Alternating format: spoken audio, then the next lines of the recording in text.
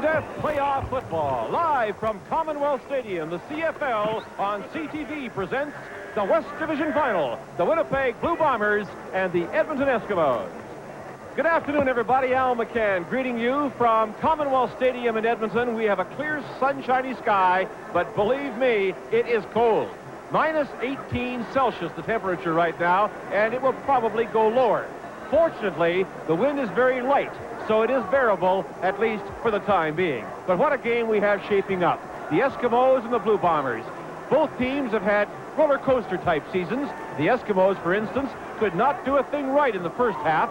They won only 3 while losing 5. Winnipeg, meanwhile, 8 straight in the first half. Then, of course, the Bombers had a 4-4 second half, and it was the Eskimos who came booming on to win 8 in a row after Winnipeg had won 7 in the first half. It all broke down to a tie at 11-5, and the Eskimos got the bye on a points for and against basis. A lot of nostalgia also in the air, inasmuch as this will be the final game in the West for both coaches, Yock and Campbell, and for one of them, the final game in Canada. We'll be back with Dale Isaac and Frank Rigney and more pregame talk right after these messages.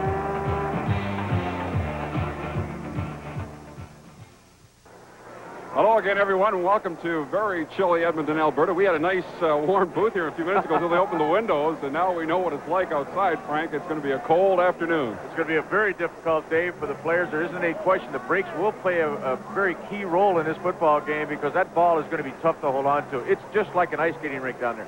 Everybody expected an Eskimo Blue Bomber Western Final. A lot of people thought it was going to be in Winnipeg, and up to the halfway point of the season, it looked like they were going to be right. But here we are back in Edmonton. And the two coaches really have dominated the headlines because, as Al mentioned, they're both heading south after this season is over. And we want to just take a look at what they've accomplished in their career here in the CFL. Well, first of all, take a look at Ray Yock. As we all know, he's only been the winning coach of a Grey Cup championship team one time, but he's had an excellent record, of course, starting out right here in Edmonton and, of course, continuing on with the Winnipeg Blue Bombers. And he won the Coach of the Year award on 2 occasions, 1970 and 1980. And just a few moments ago, Al McCann talked with Ray Yock. You know, it seems almost fitting, Coach. 17 years you've been in this league, I think it is now.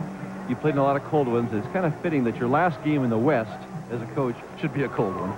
Maybe fitting, but it's not very comfortable. Oh, actually, though, without a wind, it's not that bad. No, it's not really. Actually, it's pretty nice. I think the biggest problem is going to be when the sun gets in behind the stands and starts dropping. It's going to get a little chilly. I'm glad we're on the sun side over there. We're going to have the sun for probably a little bit longer, but as long as the wind does not come up, it should be all right. Any time, Ray, for a little nostalgic feeling in as much as it is the wind-up one after a lot of ups and downs, lots of ups. Well, yeah, I have no complaints. My family and I have been very happy in Canada. We love the country, love the people. It's been very, very good to us. It's, you think about it, it can choke you up a little bit, but it's part of life. You go on and you do what you have to do. Is your team ready, Ray? It's a big game. I think so. I think our guys will play hard. They always have, Al. I've never had any problem with our players as far as effort on the field is concerned and dedication, what they're trying to do. We got a super bunch of guys. We didn't always win all the time, and you're not going to win all the time, but I'm as proud of this football team as any team I've ever coached in Canada, and probably more so. Your trigger man is Dieter Brock. He's had all sorts of troubles, injury problems this year. Is he healthy for today? Well, he had a couple injuries at the end of the year, but he's been doing pretty good. He's fine. He's had no problem as of recently, and I think he'll be fine. Ray, good luck today. Thanks, Al. And yesterday I talked with Ray Yock, and I suggested to him that 1982 may have been one of the best years for him as a coach because of the injuries that the Bombers have had to overcome. And he said maybe 1972 was only another year that he had a better year as a coach. You know, it really was amazing. He had 8 starters that were injured in the first half of the season. And, of course, you looked at the record that they had opening the year. It's been a very strange season for them. The last half of the year has not been as successful as they would have liked. But Huey Campbell, on the other hand, started off with a problem for the first time in his career.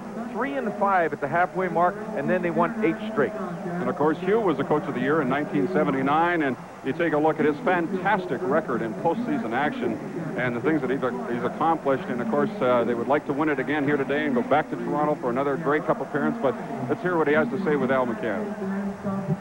Well, Coach, in your years in Canada as a player and as a coach, you've been involved in a lot of cold weather games. Any worries about the weather conditions today affecting your team? Well, you have to be aware of the weather. You can't just go on like it's not happening, but you can't do anything about it except be cognizant of, say, where the ice spots are and that type of thing. This is part of Canadian football. You know, it's been that way for a long time, and it'll be that way for a long time into the future because until everybody has covered stadiums, this is just part of playoffs. I know you'd naturally be uptight, as we say in the sport, going into a Western Championship game, despite the fact you've been in many of them. Any other little twang of nostalgia in as much as this will be your last game as a coach in Edmonton? Not really, Al. That hasn't hit me too hard yet, although I've been asked that question enough that I am aware of it. But there's so much to worry about with the Bombers having all those weapons, both offensively and defensively and special teams. They're such a complete ball club that our coaching staff has really been preoccupied with the planning stages of this game. I hope that we play a great football game so that it'll be a real close game. Hugh, you've had 2 weeks to prepare for the game, 1 week to prepare for the team, the Winnipeg Blue Bombers. Are you pleased with the way things have shaken down prior to the game? Well, let's say I'm not disappointed. Coaches are always nervous over everything if they've done enough repetitions in any area of the game, but there's no area that I'm right now drastically concerned about as far as our preparation. But our big concern is just that the Bombers are darn good and present so many problems to us that and you're never out of the woods with them. They can score so rapidly in such a short period of time that there's no safe margin with them. You just have to keep playing all the time, whether you're behind or ahead. The team that plays the full football game is the one that's going to win. Hugh, it's been an amazing 6 years, your tenure here in Edmonton. Good luck this afternoon. Thank you very much. Hugh Campbell, head coach of the Edmonton Eskimos. And, of course, we do have 2 very high-powered offenses out here this afternoon, but the weather and field conditions may dictate a low-scoring ball game, Frank, and therefore the defenses are going to have to be exceptionally sharp. Well, I think there's a couple of people who we should take a look at because I think they're going to be very key in this football game. Number 53, the left defensive end of the Winnipeg Blue Bombers, Pete Caton. He's in his 2nd year from Eastern Illinois, and I think he's as good a pass rusher as there is for a down lineman in the Canadian Football League. Caton had 13.5 sacks on the year, and some people may have criticized that performance because compared to James Parker, the Eskimos not that many. But you must remember, too, the Bomber defense dictates that the defensive ends peel out of there and cover those backs a lot more so than other people do. And it's a very different style of defense. Pete Caton is a down lineman. He is lining up in the same position all of the time. On the other hand, James Quick Parker, and Quick is an excellent nickname because he's certainly that. They hide him everywhere defensively. They put him on both sides of the field, and he just does a fantastic job. He is the #1 pass rusher in Canada, no question. There are a couple of other people involved in this football game this afternoon. I think it's interesting to have a visit with them. Dave Cutler and John Helton have been around for 14 years, and they've gone through a lot of this playoff football business, and Al is going to talk with them right now. 14-year veteran John Helton. John, you've played in a lot of cold weather over the years. We were just reminiscing about 1970, the famous Larry Robinson field goal year. That was a tough day. That was a very tough day. In fact, all these years later, I'm still suffering from the frostbite. On a day like this, your hands get cold very quickly. And it was a great year, though, because it was the first time I ever had an opportunity to go to a breakup, and I remember it very fondly, especially for Larry. John, I want to ask you about these recurring rumors that you might say farewell to football after this year. Any truth? Well, again, as I tried to explain myself very briefly, I didn't want to go all year long thinking that this would be my last year because I always want to have as good a year as possible without any ghosts or shadows hanging over me. Most assuredly, I'll have to wait till the new year comes because, again, I can't say right now, and maybe the new coach coming in might have different thoughts about who we might want to go with. So I'd just like to let that lie until the time comes to make a definite statement on it. And when I say I'm retired, I'm definitely going to be retired, and it's not going to be any other thing than what I say that, when I retire. Now let's talk about this team. You've had ups and downs this year. A lot of ups in the top of the season, some downs in the middle of the season and the end. Then you came back strong again last week. Are you ready for this one? We sure are. I don't think our team has ever been more mentally hyped and ready for a game. We realize that we didn't quite do ourselves justice in the latter part of the year, but we always had confidence and faith in our abilities that we could do well. But again, as I say, today will be just a great game for everybody, and we look very forward to playing it. John, it's been a tremendous 14 years. Good luck today. Thank you very much. Well, the man who has completely rewritten the record book when it comes to kicking the football is Dave Cutler of the Eskimos, and the only record probably that he hasn't passed will be passed next year, and that's the all-time points of George Blanda. But today, of course, that's the furthest thing from his mind. Dave, another of those Western shootouts that you're so familiar with now in your 14 years. This last decade, you've just seen Western final after Western final. Is this one any different? I think it is, Al. We've never have we come back so far as we have this year, and I think this is a very, very special one from that standpoint. That we want this one. I think more than we've ever wanted any Western final in the past. We wanted them all, but this one's just something really special, especially considering Huey's going, and like he's more than a coach to us. He's actually one of us, and that's one of our guys that means a lot to us is leaving, and I think all of these things add up to a real emotional game for us. It's really the icing on the cake, wouldn't it be? You had that great comeback in the Grey Cup last year, and then the great comeback in the second half of the season this year, but I guess people wouldn't remember that as well if you happen to lose. I think you're right. It's something that we'll always remember, and I think that we just can't afford to sour that taste because it was something we really want to savor. Does the week off have any bearing on the game at all, the fact that you had 2 weeks between games? That's a very hard thing to say, Al, but I think that our ball club is hopefully experienced enough that all it really does is just help you cure your little aches and pains that might be nagging you if it had been a game right after the week. One thing, David, you've played in this kind of weather lots of times. It's going to affect you at all? Well, we hope not, and you never want to tempt the fates. It's sure we practice in it and all that sort of thing, but we still get very cold. Dave, good luck today. Thank you very much, Al. Dave Cutler with 133 points in playoffs alone, not counting Grey Cup. And, of course, his regular season stats now total 1,973 points. Early next year, probably in the month of July, he should have something like 30 more points in regular season play to become the all-time scoring leader in professional football. What a remarkable career he's had. He's never scored a touchdown, though. I think it's really nice to be able to talk to two people like that who have been around this league so long, have contributed so much. And David, of course, will be remembered forever, but I don't think David will ever retire. He may be kicking his ball when he's 55 years old. You may be right, and as you saw just a moment ago, the Eskimos will be kicking off to get this Western final underway, and the Bombers will be receiving bright sunshine here in Edmonton, but it's really not helping that much. It is a chilly day with the temperature at game time minus 18 degrees Celsius. And, of course, that is exactly 0 on the old scale, so it's cool out here, and the field is very hard, Frank. That could be a factor. No question about it. I think that the footing is going to be a very difficult thing. As we mentioned before, the receivers will have the advantage.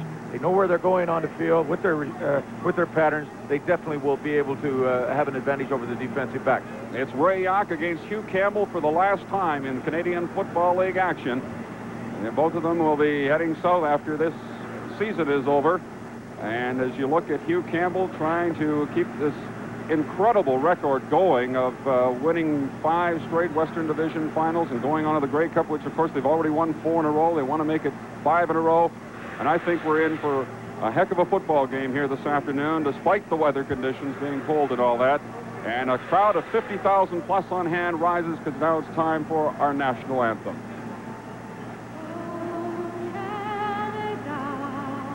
Our home and native land, to patriot love in all thy sons command. With glowing heart we thee rise, the Bruno strong and free. From far and wide, O Canada, we stand on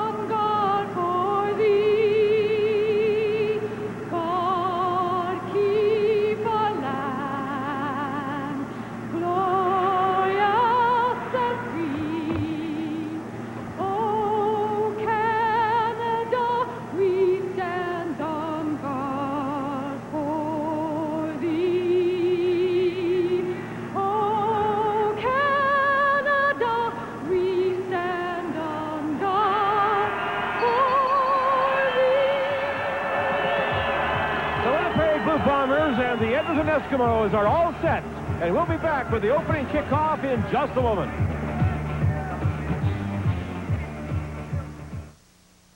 This island is solid rock. The man in charge here this afternoon, Bud Ulrich, is the head referee. He'll be assisted by Bill Wright, Art McAvoy, Dave Ewell, Larry Rohan, and Gord Johnson. Dave Cutler kicks it off as 82 Western final underway. James Murphy from the goal line on the return. He's got a hold. James Murphy out across the 40-yard line to about the 41. An excellent return of 41 yards by number 21, James Murphy. And the Winnipeg Blue Bombers will take over in good field position. First down as Dieter Brock leads the offense on the field. You look at the return once more. What a great late season addition Murphy has been to this Winnipeg Blue Bombers. Number 21 brings the ball all the way out to the 41-yard line, and field position is definitely going to be very important today with the field conditions just like an ice skating rink. James Murphy last week in the semifinal against Calgary caught 4 for 51 yards and 1 touchdown. Puts off wide to the right, the handoff up the middle to William Miller. He has a gain of about 1 yard. James Parker, number 40, in on the tackle. The defensive player of the year in the West. And the Shenley nominee in that category. Second down and 9 facing the Bombers. The Winnipeg offensive lineup, fine core of receivers. Of course, Murphy and Johnson replacing Goodlow and Holmes. And a huge offensive line centered by John Bonk, the 10-year veteran. Second and 9 facing Winnipeg from the 42. Looking for Poplawski. Off his fingertips, out of bounds, and the Bombers will have to punt. The 35-yard lines appear to be about the worst on the field right at the present time. That's where seams in the tarpaulin, which covered this field for a couple of weeks, were located. And that snow at the 35-yard lines is packed hard and is very slick as you look at David Boone being attended to, shaken up on that last play. Dale, it's going to be a very, very difficult special team situation. And, of course, the Winnipeg Blue Bombers did such an excellent job in that phase of the game in the semifinals against the Calgary Stampeders. Could be a very important phase today. Bob Cameron punting. Gary Hayes, number 28, moves up to the 33-yard line to take it. Penalty flag is thrown. Hayes goes down. Tony Norman, number 55, was downfield along with Ken Shanconi, number 76, who was second to Nate Johnson in special teams tackles. And there you see it. The Toronto Argonauts are in the Grey Cup with a 44-7 victory over the Ottawa Rough Riders. And what a week it's going to be in Toronto, Frank. The first time in 11 years that the Argonauts will represent the East. They had a great year. Sure did. Conrad Holloway just has been simply outstanding. And he was awfully sharp today. Here's a comparison of the two quarterbacks involved in this game. You know, it's really amazing as you look at that statistic and the comparison of the two games during the regular season is that Brock did not throw the football that much against the Eskimos. Very unusual. First down Eskimos from their own 49-yard line. Moon goes to the air immediately, looking for Brian Kelly. He has him in Winnipeg territory. Reggie Pearson, number 8, making the tackle. Kelly's at the Winnipeg 43-yard line and a gain of 18 yards on the opening play from scrimmage for the Eskimos. Absolutely turned Charles Williams, number 20, the left cornerback, right around. Great pattern by Brian Kelly. Of course, one of the Eskimos that they missed very early this year. He and Jim Germany, everybody said that the return of those two people were the key factors in turning the season around for the Eskimos. And we certainly have to agree with that. Jim Germany has the ball running right up the middle near the 40-yard line. Gets pushed back by middle linebacker Aaron Brown. The gain of a couple, second down and long facing the Eskimos. Germany finished the season with 80 carries for 480 yards, only playing half the season. As you look at the Winnipeg defensive lineup, Aaron Brown in the middle with Leo Esmonds going to the outside.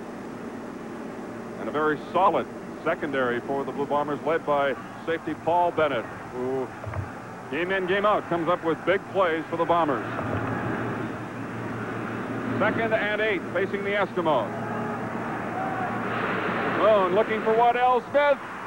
Almost got it inside the 5-yard line, but Bennett was over there to help break the play up. Third down for Edmonton. We talked about where the pressure would have to come from, and Pete Caton, number 53, the left defensive end, tried to put the pressure on Warren Moon. However, the ball was delivered right to Waddell Smith. Should have been 6. Here's Caton. Take a look at him. He's number 53.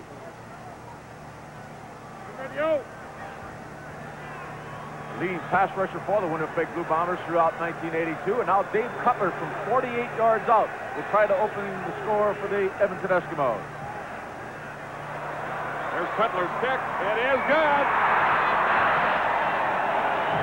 48 yards 20-yard field goal puts the Eskimos on top, and we'll be back in just a moment.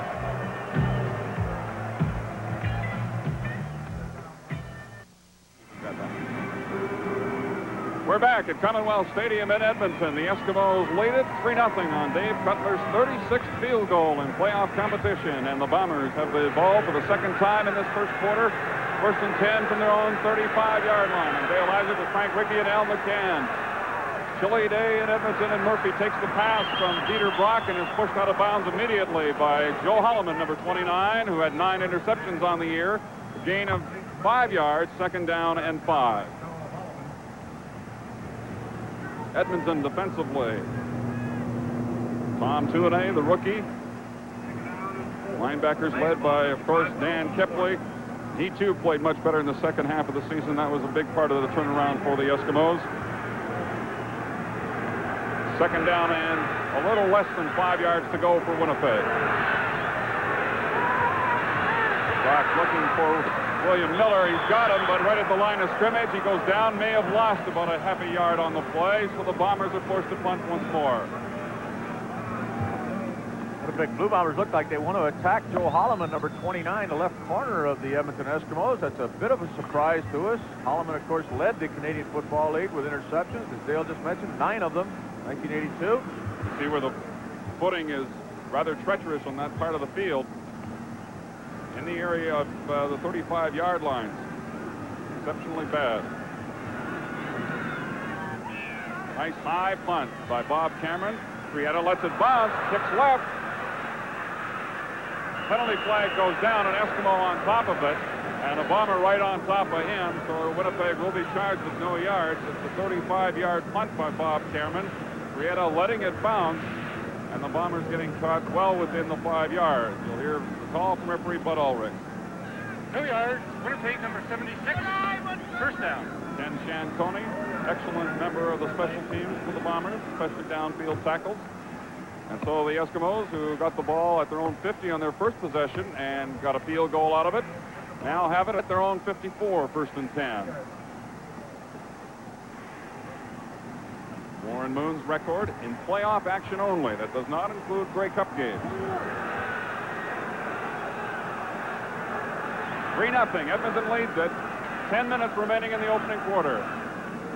Sean Kehoe, the ball carrier, in place of Neil Lumsden, number 31, with the football, has a gain of about 3 yards. Doug McIver doing an excellent job in there at his defensive right tackle spot, number 64, making the stop. Gain is limited to about 3 yards. Talking to Doug McIver yesterday at the hotel, number 64, and he was very excited, uptight about this ball game. This is only his third playoff game. He had one when he was in the East with Toronto. And, of course, last week against Calgary was just his second, so not exactly a veteran when it comes to playoff competition, even though he has been in the league for 6 years. Moon going for Brian Fryer. He got caught up in a bit of a traffic jam down there between him and Brian Kelly and the two defensive backs, and unable to get to that football, so the Eskimos will have to punt it away. Dale, I think there had to be some confusion offensively for the Eskimos. Two receivers in exactly the same location. Ball overthrown, and we'll see the Eskimos, Hank Ilisic, kick it away now. 9:29 remaining in the first quarter. The Eskimos lead by 3. Nate Johnson and Paul Bennett, the all-time punt return leader in the CFL, awaiting this kick from Hank Ilisic. Bennett takes it at about the 8-yard line. Flips right up the middle. Still on his feet. Paul Bennett with an excellent return. Emilio Frietta gets the angle on him and pushes him out of bounds at the 41-yard line. An excellent return by Paul Bennett, and the Bombers will have some field position to work with. When we come back, they trail the Eskimos by 3. We'll return in just a moment. Another tremendous job of punt returning by Paul Bennett. This one's 33 yards long. Pretty good example of why he led the Canadian Football League in punt returns, not just in 1982, but on a career basis as well. He brings the ball back out over the 40-yard line for Winnipeg. First down, Bombers. They haven't been able to move the football at all on their first 2 possessions. William Miller takes the pitch from Brock. slipped away from Potter, but kept Lee and Highbar there to nail him. And the gain is less than 1 yard. Defensively, the Eskimos exceptionally tough here in the opening quarter. It'll be 2nd down and 9 for Winnipeg. Once again, our congratulations to Bob Obilovich, his coaching staff, and the entire Toronto Argonaut team for their victory this afternoon. Playing in the Grey Cup in their home ballpark next Sunday. Of course, Grey Cup 82 is kicked off in grand style on CTV with live coverage of the parade starting at 1 Eastern time next Saturday. As you see Dieter Brock go down in the arms of Tom Tuanay, number 60. Another punt coming up for Winnipeg. Just an excellent job by the Edmonton Eskimo defensive back. Dieter Brock slips, as you see, on that very crusty field out there, but there was nobody to throw that football to. Every time the Bombers have had the ball, they've had to work in that area, the 35, 40-yard line, where the footing is exceptionally bad. Bob Cameron into punt for the 3rd time already. A beautiful kick, nice and high. Gary Hayes waits for it at the 30 or the 28-yard line. Hayes brings it out across the 35 to about the 36, and again Ken Cianconi is downfield quickly to make the tackle and hold the return to 9 yards. So the Eskimos going offense once more. 7:44 remaining in the opening quarter. Eskimos lead at 3-0. Yes, Al. I was just going to say, alluding to Frank's comment about the slippery field, the coaches we talked to prior to the game, Eskimo coaches were quite disappointed. They took the tarp off around 10 o'clock this morning, but there was so much condensation that snow fell on the field, and they had hoped, the coaches that is, for a perfect field, but they certainly didn't get that. First down, Edmonton. Ball at their own 36. Warren Moon looking, finally finds Brian Fryer open across the 40 to about the 43-yard line. Gain of 6 or 7 yards. Wiley Turner and Aaron Brown there to make the stop on Fryer. 2nd down coming up. Excellent job by the Eskimos of keeping Tony Norman out of there, number 55, big right defensive end of the Winnipeg Blue Bombers. Fryer made a pretty good catch considering the conditions, turning around and picking up that 7-yard gain. Temperature at game time, minus 18 Celsius. Very little wind, thankfully. Moon goes to Waddell Smith. First down, Eskimos, 52-yard line. Little look in to the wide receiver and a gain of 9 yards.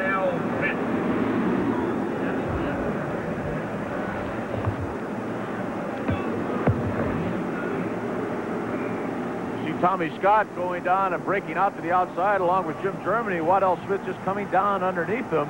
An excellent throw by Moon. He looked like it was the middle of July. Somehow has to keep those hands warm. 6-year veteran out of Kansas, picking up the first down for the Eskimos.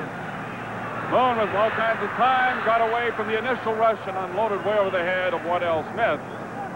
He did a good job just being able to throw that football. That was big defensive right end Tony Norman, number 55, putting the initial pressure on Moon. Both clubs finished the regular season with 11 wins and 5 losses. As you look at that last play again, big rush from Tony Norman that Moon just got away from. As you see, he lost all control on the football as he threw it, 2nd down and 10. The Eskimos closed out the regular season with 8 straight victories and edge out the Bombers for first place.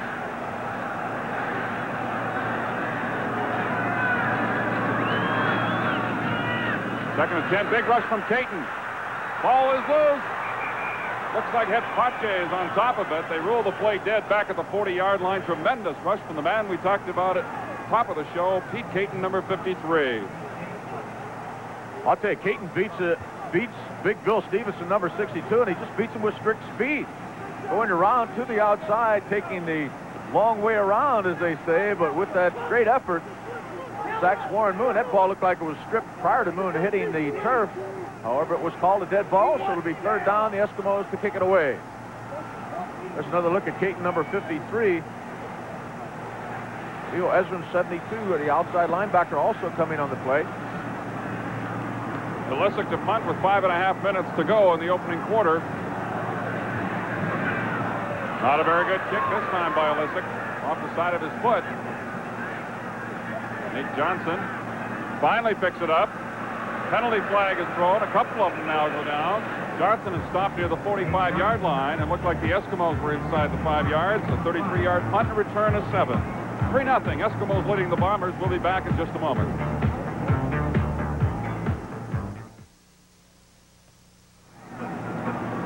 Grey Cup 1982 in Toronto, and the Argonauts clinched a berth there earlier today with their big victory over Ottawa. Frank, so we're in for an exciting time in Toronto. Hometown will be wild.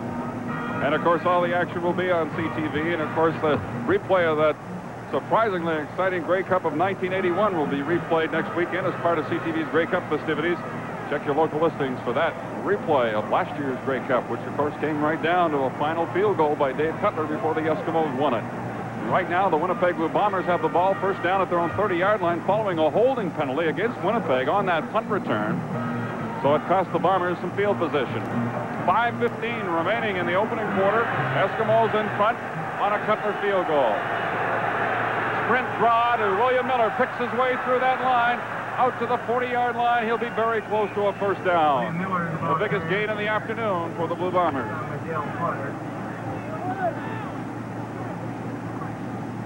Winnipeg yet to pick up a first down in this ball game with 3 possessions. William Miller comes very close to picking up that initial first down, and we'll have to measure, as you see Ray Yock talking to Dieter Brock out on the sideline, trying to give him a little help. Brings his veteran quarterback over to the sideline to discuss the situation with him. It will be just short of a first down for Winnipeg. Ray Yock, Hugh Campbell, head coaches when they were with Edmonton, when Ray was in Edmonton. Together, they've taken the Eskimos to the playoffs 12 of the last 13 years, into first place in the West 9 of the last 10 years, into the Grey Cup 8 of the last 9 years. And we combine the two of them together as coaches of the Eskimos. Second and short yardage. William Miller has the football up. Tackle. He pops it through for a gain of 7 yards. Out across the 45-yard line. First down, Winnipeg. Boy, that'll certainly help Winnipeg if they can bring William Miller now and then this afternoon. Leading rusher in the Western Division. See a good surge by the offensive line of the Winnipeg Blue Bombers. Miller easily picking up the first down for Winnipeg today. First and 10 from the 47-yard line. The Bombers with the football.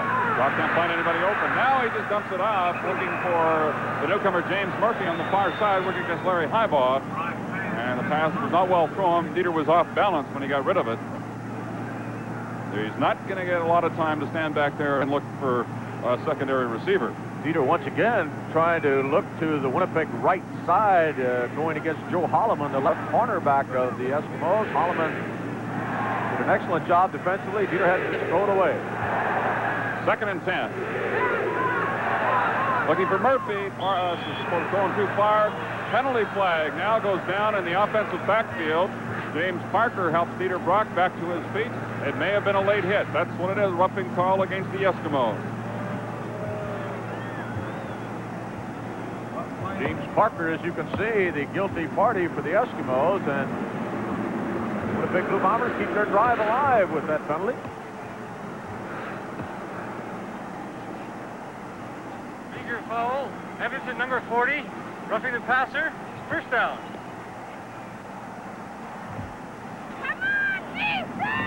Rick House, the Canadian Player of the Year in the Western Division of the CFL. A little bit upset with Gary Hayes.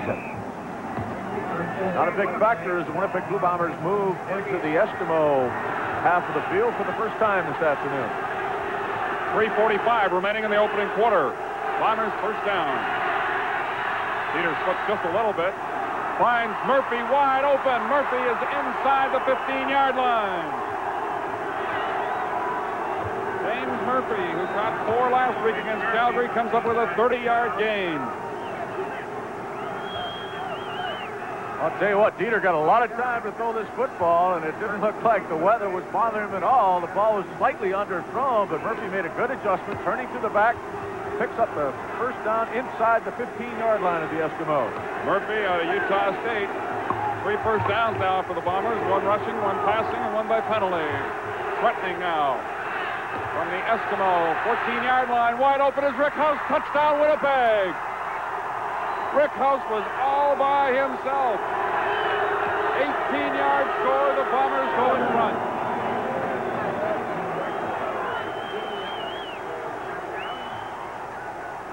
Bill, there just had to be some confusion in that defensive backfield of the Eskimos. Absolutely nobody near House. Look at Mike McLeod came over there far too late to stop the Canadian Player of the Year. Western Division, Rick House from scoring the first major of this ball game. That's the second touchdown in playoff activity for House. You see the conversion by Trevor Kennard. And now the Bombers lead the Eskimos 7-3 with 2:58 remaining in the first quarter. Rick House scored 8 touchdowns during the regular season. And, of course, as Frank mentioned, he's the Western Division nominee as the outstanding Canadian player in the Shenley voting, up against Rocky DiPietro of Hamilton in that category. Graduate of Simon Fraser, here it is again. Bit of a pick play, actually, on the Edmonton defensive backs, but House wide open, scoring the first major of this ball game. 80-yard drive by the Bombers for the major score. They lead it now, and Kennard will kick off. And that was the first time in this opening quarter that the Bombers were able to move the ball at all. Helped a great deal by a late hit by James Parker on Dieter Brock to keep the drive alive. Short kickoff. Kehoe slipped and went down. The ball was picked up by Gary Hayes, number 28, forced out of bounds at about the 23-yard line. Konahowski was over there along with Scott Flagel, number 14. Rookie defensive back for the Bombers. 43-yard kickoff and a return of 11. So the Eskimos will start in the shadows with their worst field position of the afternoon. Ray Yock talked before the ball game about having the sun a little longer than the Edmonton Eskimos. They do have that on the Winnipeg side, but Dale, honestly, I don't think it's that much warmer. I don't think it's a factor at all. Doesn't make any difference. First down, Edmonton from the 23. They now trail by 4. Play action fake to Germany, going for Pryor, who's in behind the coverage and has a big gain for the Eskimos. Pryor forced out of bounds at the Winnipeg 50-yard line. So the Eskimos come right back with a big play of 38 yards. Moon to Brian Pryor. I'll tell you, the way that both of these quarterbacks are throwing this football, you wouldn't think weather is a factor at all. It is 19 below Celsius. I don't even know what that means on the old bases. There's something like cold. Very cold. Something cold. less than 0. Plays like that will keep this crowd warmed up. In the neighborhood of 50,000 here today. Eskimos go 1st and 10 from the Winnipeg 50. Moon fumbled the ball, and there to recover it for the Eskimos is Neil Lumsden. Tony Norman wrapped up Moon. The ball popped loose, but Lumsden got back to recover it at the Eskimo 50, a loss of 10. Just a great effort by Norman, number 55, the right defensive end. Take a look at it once again. He wraps up Moon all the way back to the 50-yard line of the Eskimos. He was down at one point in time, just got up and made a great effort. Neil Lumsden was the blocker for the Eskimos that Norman beat. Second down and 20. Edmonton now back at their own 50. Minute and a half to go in the opening quarter. Germany on the draw, and he is nailed by Leo Ezrins, number 72, the outside linebacker. A gain of about 2 or 3 yards, and Hank Olesic will be in to punt once more. Ezrins, who played most of the year as the middle linebacker for the Bombers, moved outside when they inserted Aaron Brown into the lineup. Done an excellent job for the Bombers this year. 4-year veteran out of Whitworth. The very heavily favored Edmonton Eskimos here this afternoon are getting out-hit so far in this ball game.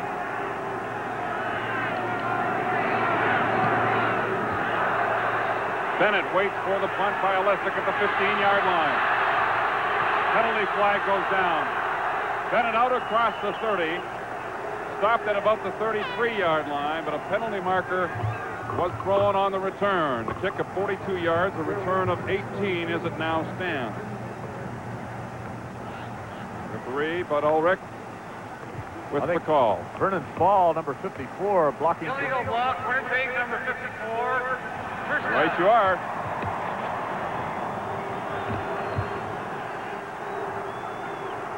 Well, that moves the ball back deep into Winnipeg territory. How's that? Take off on a very popular book title of these days. 10-yard line for the Bombers, 1st and 10 with 56 seconds to go in this first quarter. Almost the entire field now in shadows.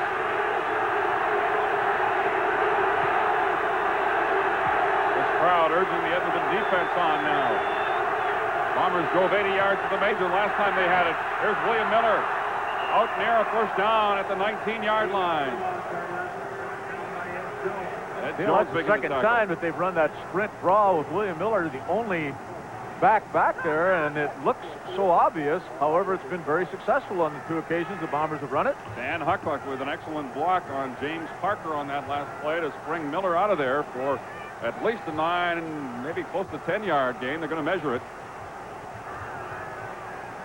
Trying to run all the motion to the left side and run up inside of James Parker, number 40. Take a look at Parker. Huckluck just sealed him off. All that motion had Parker taking his momentum to the outside. They pick up about 9.5 yards. So Winnipeg very close to starting another drive. 2 times they've run the same play, and 2 times they've gained 9.5 yards. Second down, short yardage for Winnipeg. Near their own 20. Brock Keats gets it across the 20-yard line. He has more than enough for a first down. We have time for one more play here in the opening quarter. With the Bombers in front by 4. Rick House with the major for the Winnipeg Blue Bombers. Converted by Kennard. Cutler has the field goal for Edmonton.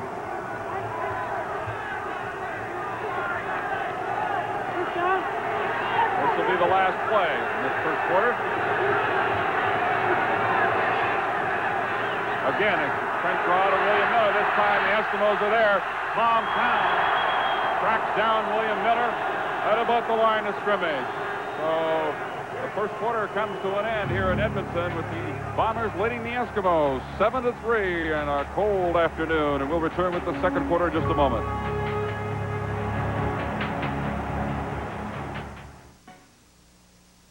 Toronto Argonauts have already qualified for next Sunday's Grey Cup game, and the Winnipeg Blue Bombers right now lead the Edmonton Eskimos in this one 7-3 as we get set to start the second quarter. The Bombers second down and about 9.5 yards to go from their own 23-yard line. Brock with good protection this time finds Nate Johnson open down the middle. First down at the 50-yard line. Johnson picks up 27 yards.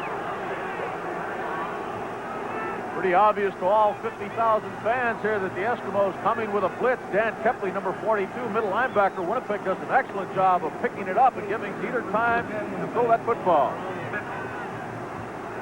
Johnson moves it all the way out to the 50-yard line for Winnipeg. They lead this ball game 7-3. We're just into the second quarter. Bombers established something last time they had the ball. They drove 80 yards to the major score. Now they've moved it out to the 50 from their own 10-yard line. Penalty marker goes down. Brock is down. David Boone with the sack. Brock pumped once and didn't get a chance to unload after that.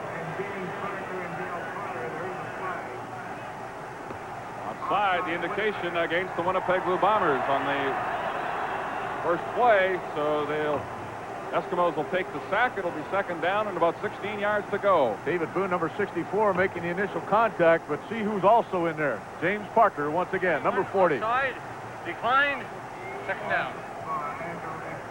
The ball back on the Winnipeg 45-yard line as you look at the first quarter statistics.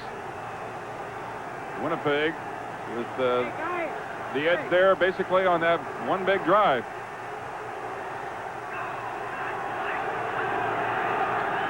Drop play to William Miller. Dave Fennell trips him up. Number 65 gets the tackle on William Miller, holds the gain to about 3.5 yards. So it's third down, and that'll bring in Bob Cameron to punt again. Early in the second quarter, Bombers in front 7-3. And if you're not in Toronto for the Grey Cup game, then you won't want to miss Toronto Grey Cup 82 right here on CTV next Sunday morning, starting at 11:30 Eastern Time. And we'll have the most extensive coverage of the Grey Cup festivities. Look forward to the week in Toronto. Here's Cameron's punt. Gary Hayes, Nate Johnson, a couple of speedsters meet at about the 32-yard line. And the Eskimos will take over first and 10. 14-yard return by Gary Hayes, the leading punt returner in the season for the Eskimos.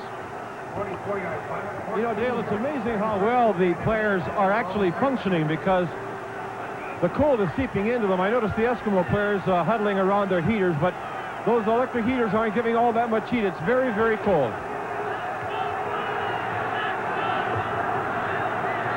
First down, Edmonton from their own 32.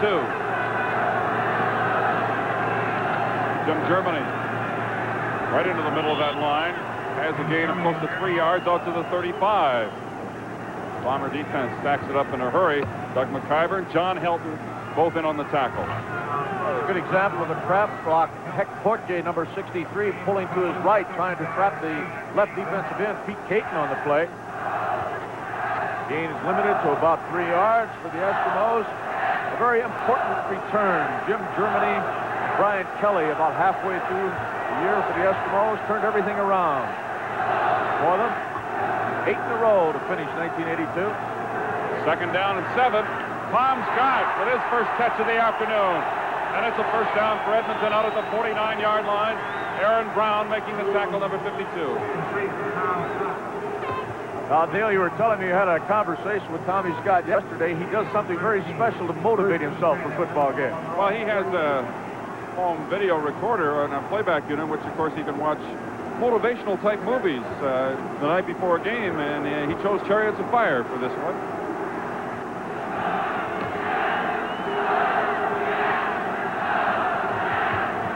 First down, Eskimos.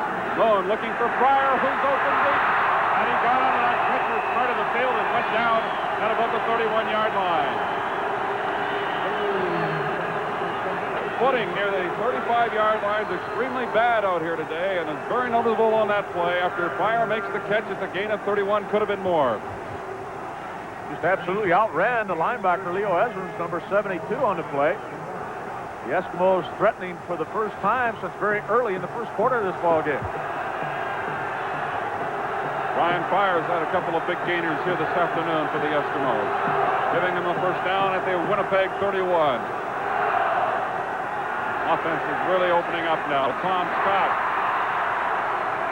I'll make that Brian Pryor. The Eskimos, I think, Dale, are going to be called for holding. It looked like Neil Lumsden, number 32, coming out of that backfield, was holding Tony Norman. Gets Lumsden right there. Here's Tony Norman, number 55. Let's take a look at it. I think he just pulled him right down, and I believe that would be the call. It is. The Eskimos guilty of holding. The penalty sets them back. The first down over again now from the 41-yard line.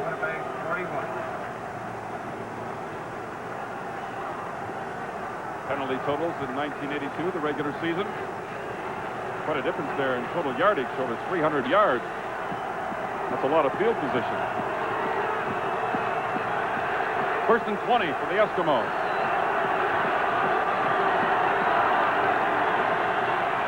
Big blitz up the middle. Lone had to unload, nobody there. Leo Ezrams just came on through, untouched right up the middle. Second down and 20.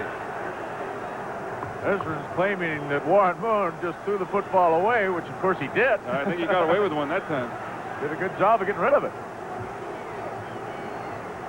Nearest Eskimo was an eligible receiver, an interior lineman. I'll tell you, we look down into this crowd immediately below us here at Commonwealth Stadium, and there is a few people shivering. There's going to be a lot of coffee drunk out there. I think so.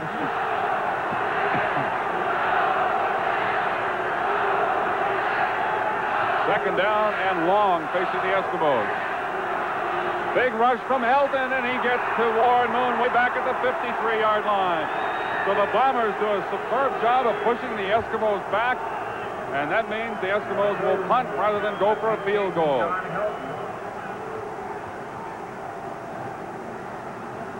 What a great move by the 14-year veteran John Helton, number 99. Watch him go right by Leo Blanchard. Pete Caton also putting good pressure on there, working against Bill Stevenson, number 62, but it was John Helton who got to Warren Moon all the way back to the 52-yard line. Pushing him out of field goal range, so Olesic will punt. Waiting for it is Johnson at the 8-yard line. Johnson finds the sideline. Needs a couple of blocks. Johnson brings it out across the 45 to about the 47-yard line. What a turnover this was. The Edmonton Eskimos had a first down at the Winnipeg 32-yard line. All of a sudden, a penalty, a sack, a great punt return, and Winnipeg has got the ball all the way out to their own 47-yard line. Well, the score is 7-3 Winnipeg. We'll be back to Commonwealth Stadium in just a moment.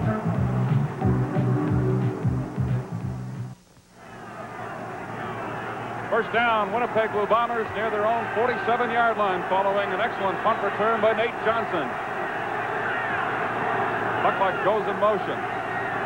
William Miller gets back, not even to the line of scrimmage. Cut from behind by David Boone, number 64. What a great job by Tommy Towns, number 20. Linebacker on the weak side here. Watch him as he stacks up the Winnipeg Blue Bombers right at the line of scrimmage. Another Eskimo was hurt early in the season. Tommy Towns, a pinched nerve that kept him out of 5 football games. Second down and 11 for Winnipeg. Dan Huckluck on the receiving end of Dieter Brock's pass. Got to the sidelines and moved it into Eskimo territory to the 53. It'll be very close to a first down. Huckluck swinging out of that backfield and getting open in behind the 2 receivers who had cleared the zone. And we're going to need a measurement on this one.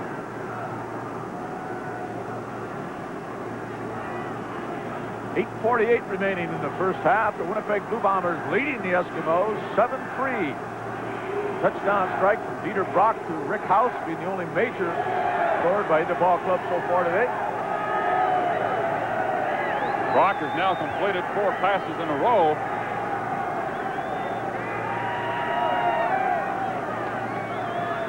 The measurement right in front of the Eskimo bench. It is first down. Yardage gain by Dan Huckluck. They're now into Edmonton territory. And the Bombers, who were unable to do anything on their first 3 possessions. Last couple of times they've had the ball have been effective. They had an 80-yard drive for a major score late in the first quarter. That was by Rick House. Brock slipping a little bit again, finds James Murphy. Holloman giving him lots of room to work with, and Murphy has it first down. Joe Holloman laying well back off the receiver. And he just stopped up short after a pattern of about 7 yards, and Holloman gave him another 5. Bill, I'm really amazed the way both of these quarterbacks are throwing the football. They can't possibly be able to have a normal grip on it as cold as it is out here, but they've ignored this weather conditions almost totally. Well, a lot of quarterbacks would sooner throw it in cold weather than in wet weather.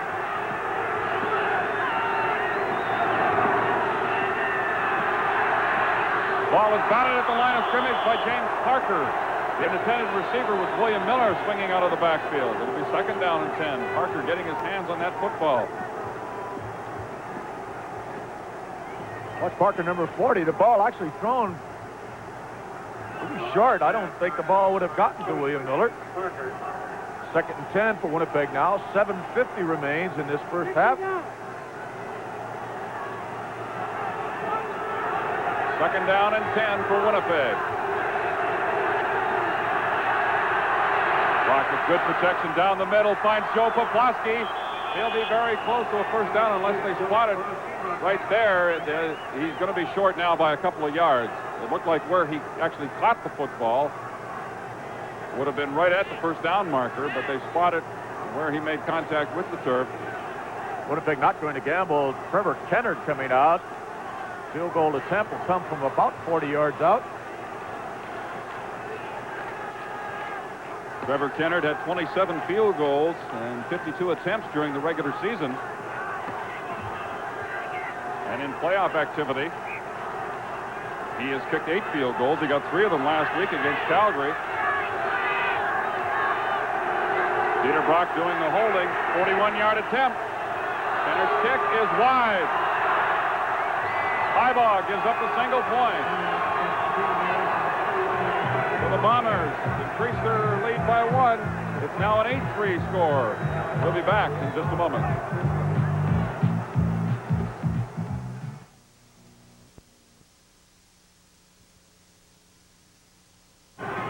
Bill, I don't think there's any question in Kennard's mind. He knows he missed it. He's getting down there ready to cover that missed field goal. Every point very important, obviously, with the weather conditions here this afternoon. But Winnipeg just picks up a single. It's 8-3. These two teams met here in the Western Final 2 years ago. The Eskimos winning that one 34-24. Tom Scott on the receiving end of that Warren Moon pass. Takes it up to the 47-yard line, a gain of 12 and a first down. The defense by Vince Faison, number 9 on Tommy Scott. Just absolutely nothing you can do about this. Got curling to the inside. The ball delivered perfectly by Warren Moon. Tommy Scott, as you look at his playoff record, not counting Grey Cups, remember, has not scored a touchdown in one of these playoff games. Of course, Grey Cup, different story. Scored 3 in one game a couple years ago.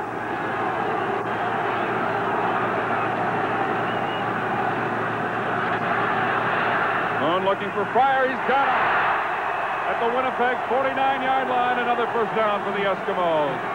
14-yard gain. And Pryor is having himself a good afternoon. Biggest offensive factor in this ball game for the Eskimos. Brian Pryor, number 77. But once again, it's a perfect throw by Warren Moon. Pryor has now caught 4 for 89 yards today. The Eskimos' first and 10 situation at the Bomber 49. 5,000 yards passing this season for Warren Moon. That's never been done before in pro football. Jim Germany on the handoff, trying the left side of that line, has a couple. Second down and 8. Good fill by the new linebacker of the Winnipeg Blue Bombers, number 52, Aaron Brown, slipping inside the block. The Eskimos and putting Germany down after a 2-yard gain. Aaron Brown out of Ohio State.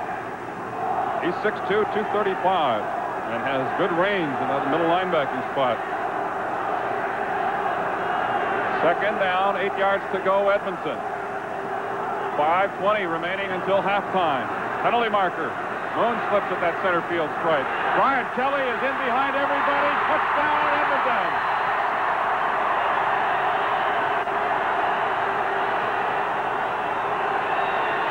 Winnipeg is going to be called for offside. The touchdown will stand. 47-yard score for the Eskimos.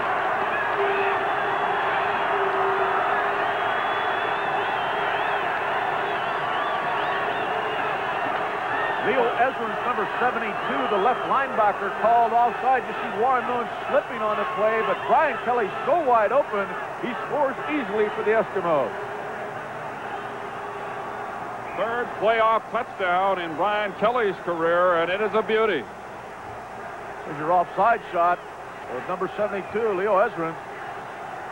Charles Williams, the defensive left corner, was the defender beaten by Kelly. Dave Cutler converts the touchdown. The Eskimos are back in front. They lead 10-8 over the Winnipeg Blue Bombers, and will return to chilly Commonwealth Stadium in just a moment.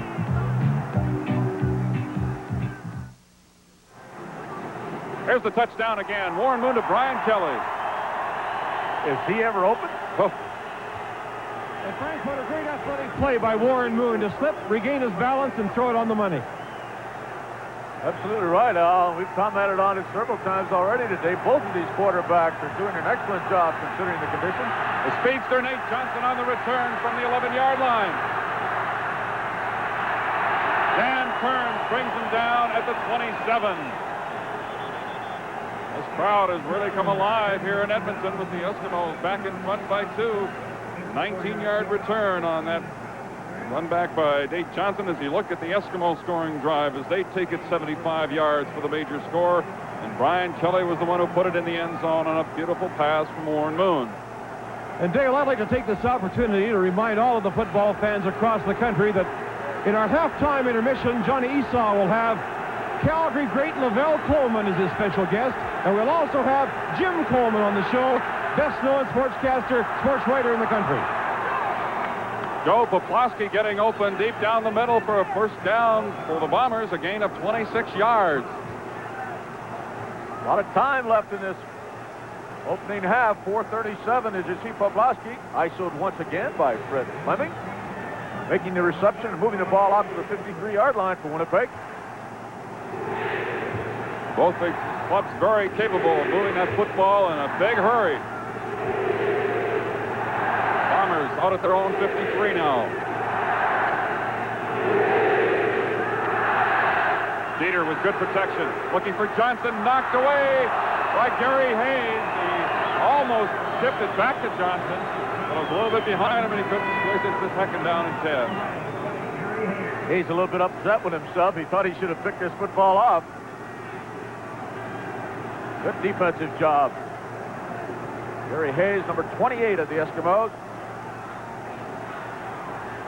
Hayes did a super job just getting to that football and knocking it down.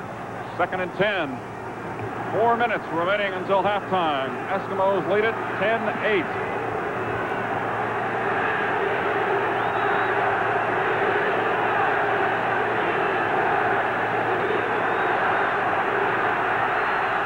Poplawski is open, and the pass was overthrown.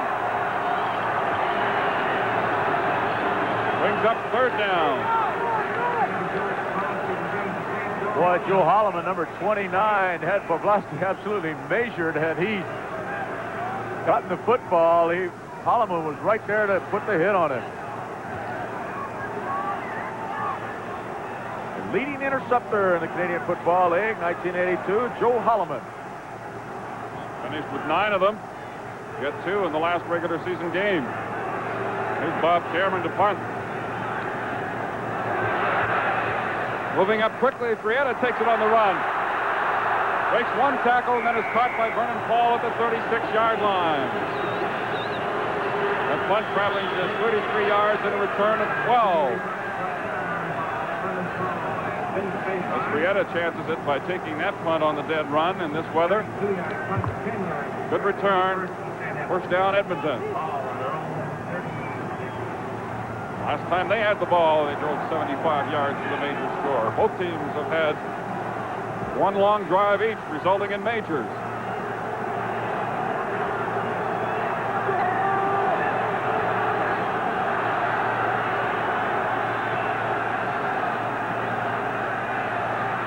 Moon has all kinds of time and decides to get out of there. Tony Norman catches him from behind, but he may have enough for a first down at the 46.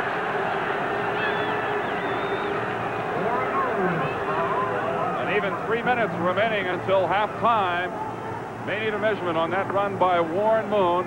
Very close to a first down. The score is Edmonton 10, Winnipeg 8. We'll be back in just a moment. We're back at Commonwealth Stadium in Edmonton. The Eskimos are second down, less than a yard to go. Jim Germany has it up for the first to the 50-yard line. 2:40 remaining until halftime. Eskimos in front by 2. They're hoping to go to the Grey Cup for the 6th year in a row. The Bombers hoping to make their first Grey Cup appearance since 1965.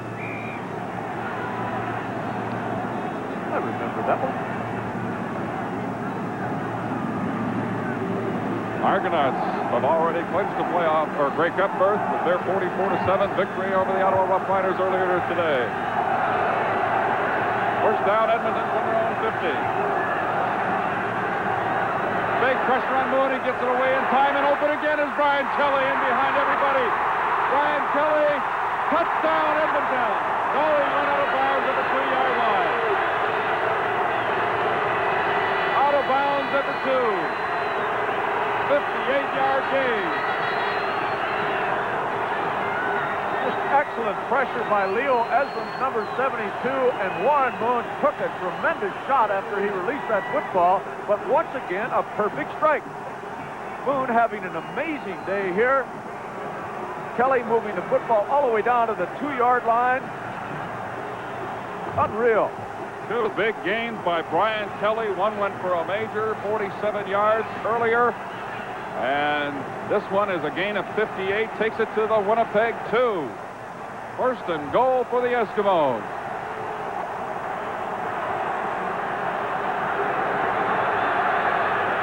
Lumsden in Germany in the backfield. The give is to Lumsden. Touchdown.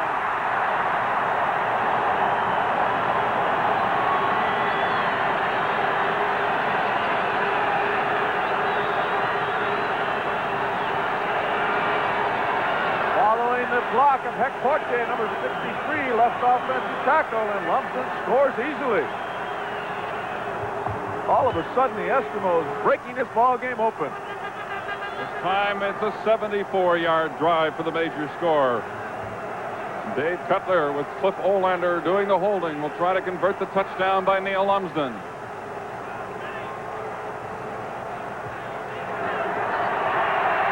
Eskimos lead it 17-8 with 2:09 remaining until halftime.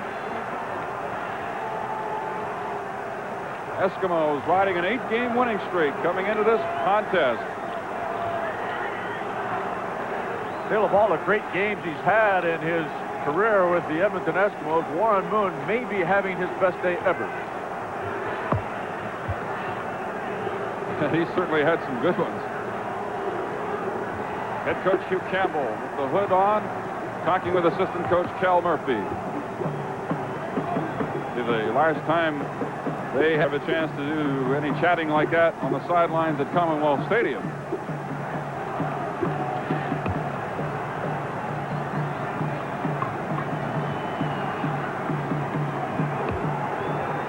See, not just Eskimo or Bomber fans here today. Dave Cutler, as he kick it off from his own 45.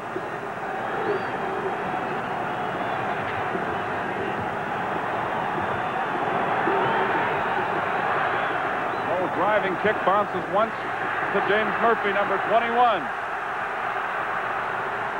Murphy brings it out to the 41-yard line. Cutler got down there to get a piece of the kick returner.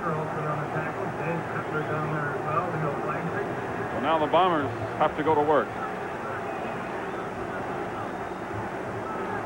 Being in front near halftime has not always been something the Eskimos have enjoyed in this Western Final.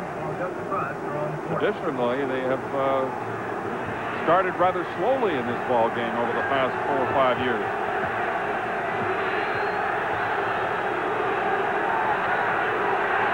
Rock looking for Murphy.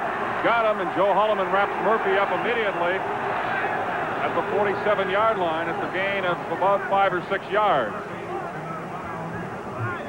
The Blue Bombers have just under 2 minutes now to operate in this second quarter. They desperately need to put some points on the board. The momentum obviously having shifted for the Eskimos.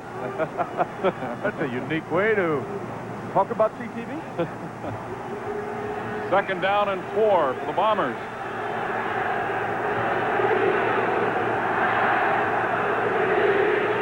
That'd be one of the liveliest crowds ever at Commonwealth Stadium, even though it is not sold out. Brock getting away from the pressure, drills it down the middle to Rick House. First down for Winnipeg at the Eskimo 41-yard line.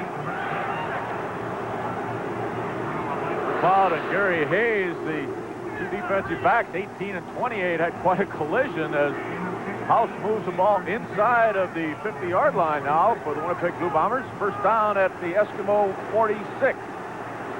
17-yard gain. Hayes and McLeod in on the tackle. First and 10, Winnipeg.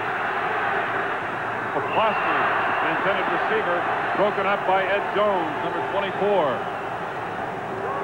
Jeter throwing that ball a little bit behind the intended receiver. Couldn't have much better defense than Ed Jones provided right here. Watch him, number 24.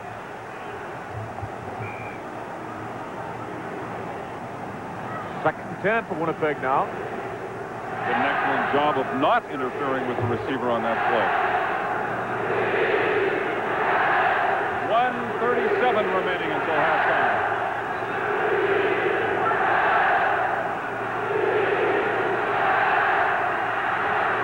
Rock for Johnson over his head. Covered by Larry Highbaugh, who may have been injured on the play. Highbaugh bumping with Johnson downfield, but he's back on his feet. Now third down. And the punting unit comes in.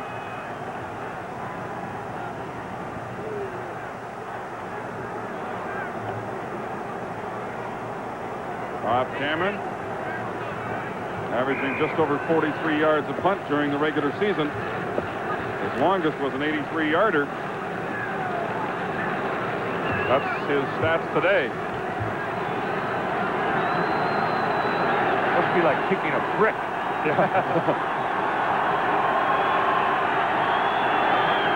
Beautiful punt by Cameron, puts it into the end zone. Gary Hayes, about 5 yards deep, will end up giving up a single point here. He's not going anywhere. 53-yard single by Bob Cameron. Cuts the Eskimo lead to 17-9 with a minute 20 to go in the second quarter. Eskimo defense getting a big hand a moment ago, and now the offense goes back to work. First and 10 from the 35.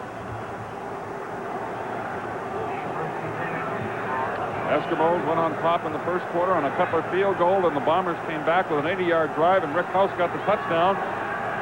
Go in front. Warren Moon has now completed 7 passes in a row. Make it 8 in a row as he connects with Tommy Scott for a first down out across the 45. Boy, that has to be tremendously frustrating for a defensive back. Vince Faison all over Tom Scott, but nothing he could do about it. Once again, a perfect strike by Warren Moon. Moon throwing the ball exceptionally well here this afternoon, despite the conditions. Just over a minute remaining in the second quarter.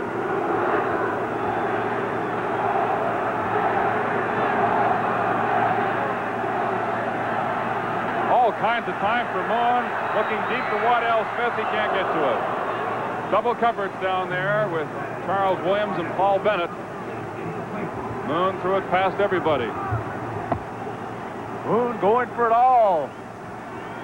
Waddell Smith, number 71. Less than a minute now remaining in this first half. The Eskimos leading 17-9. Kelly and Lumsden have touchdowns for the Eskimos this afternoon.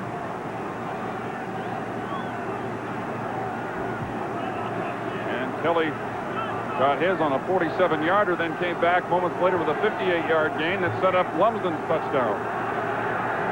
Moon having an excellent first half, already over 250 yards passing.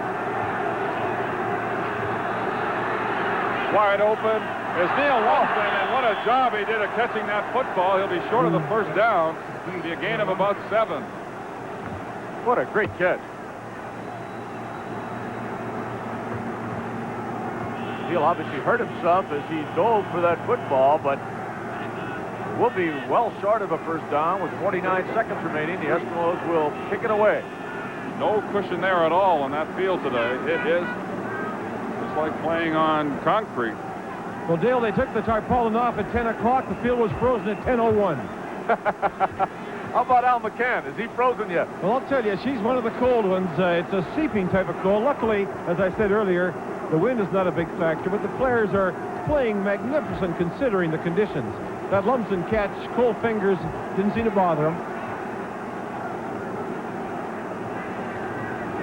48 seconds remaining until halftime. Third down and almost 4 yards to go for the Eskimos. As you take a look at the scoring by quarters of these two teams, and a big edge to the Eskimos, especially in the second half. Twice as many points as Winnipeg scored in the third quarter alone.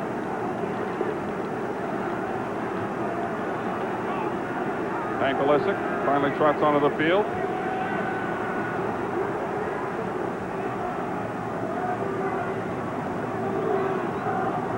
Bennett and Johnson are back deep near the 10-yard line as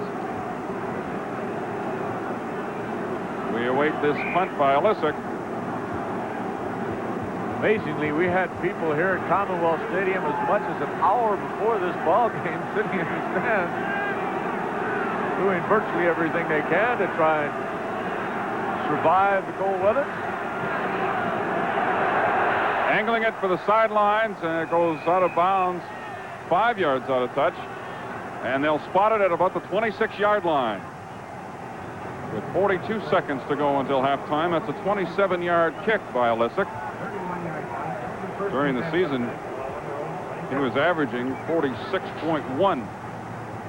Of course, when you're trying to spot it, you give up a pretty healthy average usually.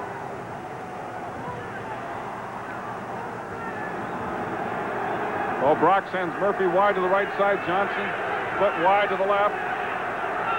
First down, Winnipeg from their own 26. William Miller. And just very little running room at all. A gain of possibly 1 yard.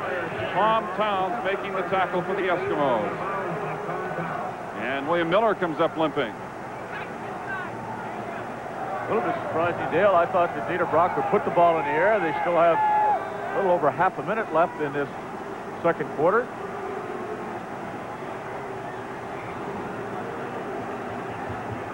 Eskimos leading at 17-9 as you look at that last play again. Rick House leading the blocking, but Tom Towns fought off the block to make the tackle. Second down and 9. Johnson. Still on his feet. Johnson has a first down out at the 44-yard line. Good job of running that football by Nate Johnson for a gain of 17. I like the way Johnson paused just a moment to wait for his big right tackle, Frankie Smith, number 56, to get out there and try to provide him some help. I think Holloman was aware of Smith, too. 28 seconds remain now. Jones and Kepley finally making the stop on Johnson. Brock goes back to the air. This pass intended for Rick House. It'll be second down and 10. 23 seconds remaining until halftime.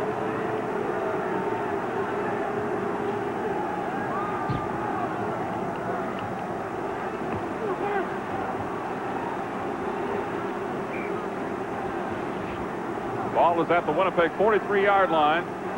Second down and 10 for Winnipeg. It's been a back and forth type of first half.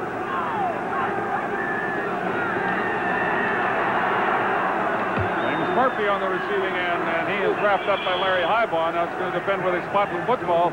It's near the 54-yard line, which should be enough for a first down. I think it will be a Winnipeg first down with 17 seconds remaining. You can see Murphy just going down and running a little curl in or hook pattern. Highbaugh making the tackle. Highbaugh and Dave Cutler playing in their 10th consecutive Western Final.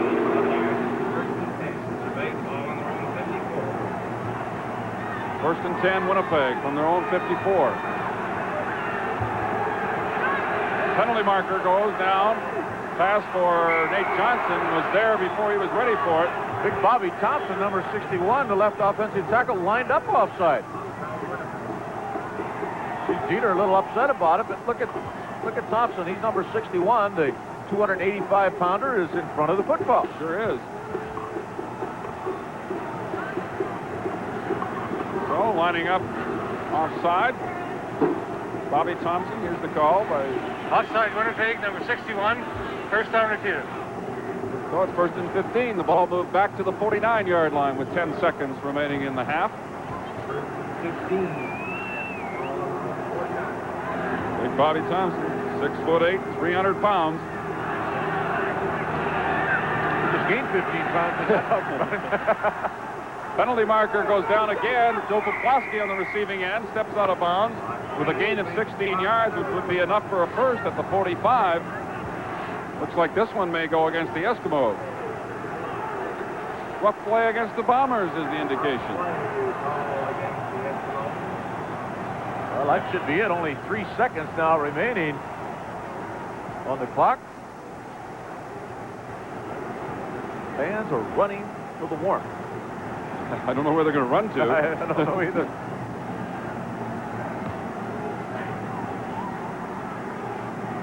See Ray Yock on the far sidelines as they move the ball back deeper into Winnipeg territory. Major foul, Winnipeg, number 56. First down review. Frankie Smith called that time. So the Bombers losing yards here with penalties. They're now back at their own 34. First down over again. 25 yards to go.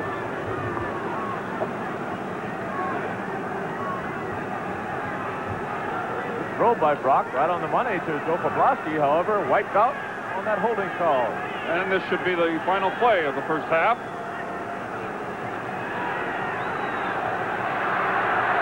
Brock looking for Johnson down the middle over his head, and Gary Hayes just made sure of knocking it down, and that's it. The two teams head to the locker rooms, and the Edmonton Eskimos leading the Winnipeg Blue Bombers 17-9 at halftime. This is the CFL on CTV. He'll tee it up at his own 45-yard line. I'm Dale Iser with Frank Rigney and Al McCann, and a frigid afternoon in Edmonton. As you've heard Jim Coleman mention at halftime, we're very thankful. A frigid afternoon in Edmonton. As you've heard Jim Coleman mention at halftime, we're very thankful the wind is not blowing here today. Can you imagine 2 years from now, the Grey Cup, 1984, will be right here at Commonwealth Stadium. It'll be a little later in the year. Of course, we're all going to be a little bit spoiled after the 1983 Grey Cup is played indoors in Vancouver in that beautiful new facility out there as Trevor Kennard kicks off the second half. Sean Kehoe fumbles it and is picked up by Gary Hayes. Hayes is hit hard near the 35-yard line by Tony Norman, number 55. 47-yard kick and a return of 17. The Eskimos have the football. They have the lead, 17-9 over Winnipeg. 47-yard kickoff, 15-9. The Eskimos on an 8-game winning streak. Trying to go to the Grey Cup for the 6th consecutive year. They've won the last 4 in a row. Bombers hoping to come back here in the second half and move on to the Grey Cup for the first time in 17 years. First down, Edmonton from their own 34-yard line. Moon to Brian Fryer. Bobbles it, hangs onto it. First down, Edmonton. Forced out of bounds at the 48 by Reggie Pearson. That's a gain of 14 yards for Fryer. That's his 5th catch of the afternoon. He now has 103 yards. Well, I just can't get over how well they're throwing the football in these positions. We talk about it, but Warren Moon puts it right on the money again. We're just underway in the third quarter. Brian Fryer's been the big man for the intermediate passes. Brian Kelly has been the big man for the deep ones for the Eskimos today. Jim Germany bounces off his own lineman and breaks it outside. And he manages to pick up a couple of yards. Tony Norman got in on the tackle for the Bombers. Big John Helt, number 99, getting good penetration, as you'll see, on the right side of your screen, forcing Germany to the outside. Vince Faison, who's never missed a game since he joined the Winnipeg Blue Bombers, also in on the tackle on Jim Germany. 2nd down and 8 from the 50.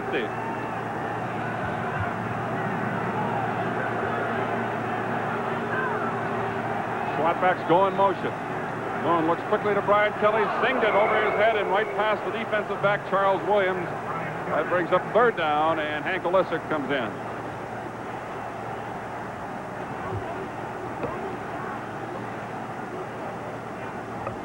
Brian Fryer taking a pretty good shot from Vince Faison. Reggie Pearson, I should say, number 8, not number 9. Olisic now to kick it away. We're just into the second half of this ball game. The Winnipeg Blue Bombers trail the Eskimos by 8 points. Eskimos managed 1 first down on this drive, and now forced to kick it away. Johnson and Bennett are the deep men. Not too deep this time. Looking for the sidelines. He's got it. And they'll spot the ball out near the 30-yard line. So the Bombers will have it when we come back. The score is 17-9. Eskimos leading it. We'll return in just a moment.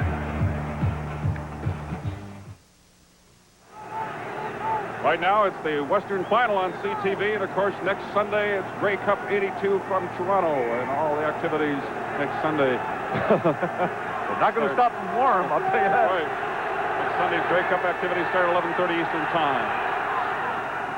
Brock intended that one for Nate Johnson. Penalty flag down right at the line of scrimmage. Johnson covered by Larry Highbaugh. Legal procedure. First indication against the Blue Bombers. Toronto Argonauts are in the Grey Cup with their victory today over Ottawa. They will meet the winner of this ball game, and right now it's the Eskimos out in front 17-9.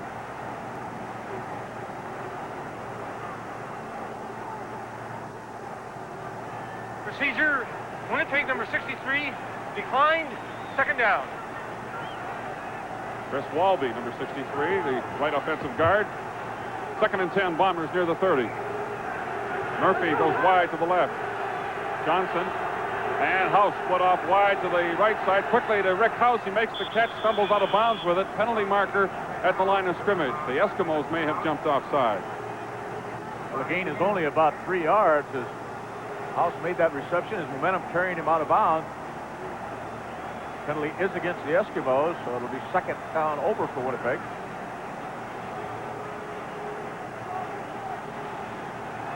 Outside Edmonton number 24. Ed Jones, defensive halfback, creeping up to the line of scrimmage there, rushing on the play. That banging in the background, folks, is our teeth chattering here at Commonwealth Stadium. 19 below when this ball game started, and it is a lot colder than that now. The temperature is dropping rapidly now with the sun sinking in the west, and only the upper deck on the far side still enjoying the effects of that sunshine to any extent, not very much of it. Nate Johnson still on his feet. Johnson breaks it out into Edmonton territory.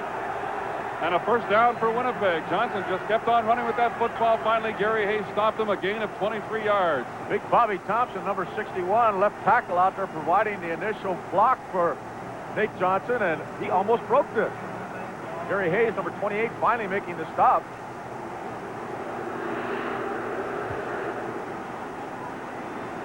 Injured Winnipeg Blue Bomber on the play.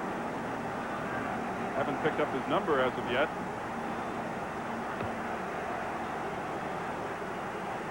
It may well be Nate Johnson who made that reception, moving the ball down into Edmonton Eskimo territory.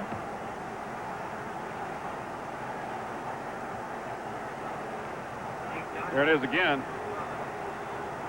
Johnson is helped to his feet, limps to the sidelines. A little bit amazing. There haven't been more injuries out here this afternoon. It is absolutely a frozen turf. You played a number of playoff games yourself, Frank, in the West when it's bitterly cold. What effect does that have on a lineman? You want to get out of there quick. First down play. Rick House bounces off one tackler and is finally stopped by Dale Potter. House takes it to the 42-yard line, very close to another first down for Winnipeg. Still, I really do think this is at least as cold as most of the final games that I've seen in Western Canada. The one exception, of course, is, as you mentioned, we do not have a wind problem here today, and if we did, it would be almost unbearable. Measurement on the gain by Rick House. Johnson comes back into the ball game after missing one play. It's second down and about a yard to go for the Bombers. I think when we have the opportunity, we should get a shot of our sideline buddy Al McCann down at field level. Love his outfit. Actually, Frank, it was colder in Calgary in 75. Oh, thanks. I'll keep that in mind. Second and less than a yard to go for Winnipeg. Brock usually follows the center and does again. First down near the 40. 11:27 remaining in the third quarter.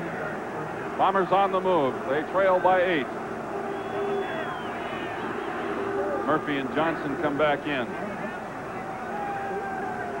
Another series of downs for the Bombers. Fans cover up against the cold here at Edmonton. Great watching the ball players on the sideline. Here they have heaters at either end of the bench. There is nobody sitting in the middle of the bench in the Eskimo bench. That pass intended for Joe Poplawski was double covered right down the middle by Kepley and Ed Jones. There's no way he was going to get to that football. It brings second down and 10 yards to go.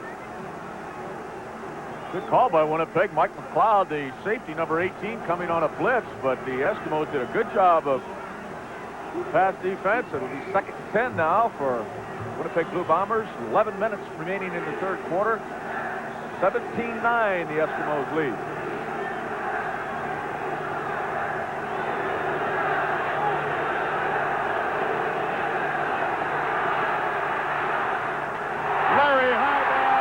Turns the ball over to the Eskimos. With that interception, the pass intended for Nate Johnson, and Highball read it perfectly and was waiting for the football.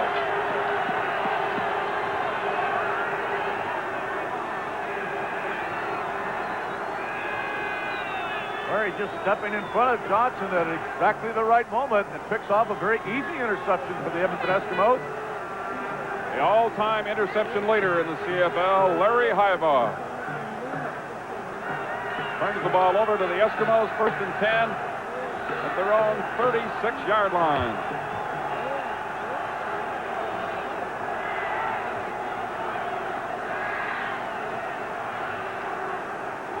Pass thrown a bit low. The intended receiver. Germany out of the backfield. One of the few times that Warren Moon hasn't been hitting his receivers right in the numbers. He felt he still could have made the reception. But it was not so. Second and 10 for the Eskimos. See Moon trying to keep his hands warm. The biggest problem today, although he certainly isn't showing any effects of the cold weather, except possibly on that last pass. Intercepted by Aaron Brown. The Bombers have the football right back. Brown takes it inside the Eskimo 25-yard line. That return of 20 yards on that interception. And boy, do the Bombers need that one, and they need to capitalize on it now. Good pressure by McIver, number 64.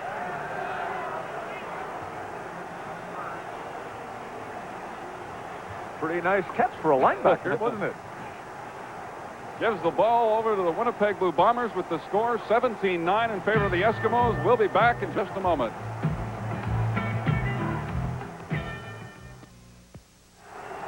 The sun is still shining on the upper deck of the far side here at Commonwealth Stadium. But down on the playing field, the temperature is dropping. And the Bombers have the football inside the Edmonton 25-yard line thanks to the interception by Aaron Brown. Brock slips getting away from the center, and he'll take a loss on the play, but at least he got the football back. Dale, that's the same place that Warren Moon slipped, you'll recall. Certain areas of that field very slick. A loss of close to 3 yards, second and about 12 and a half to go.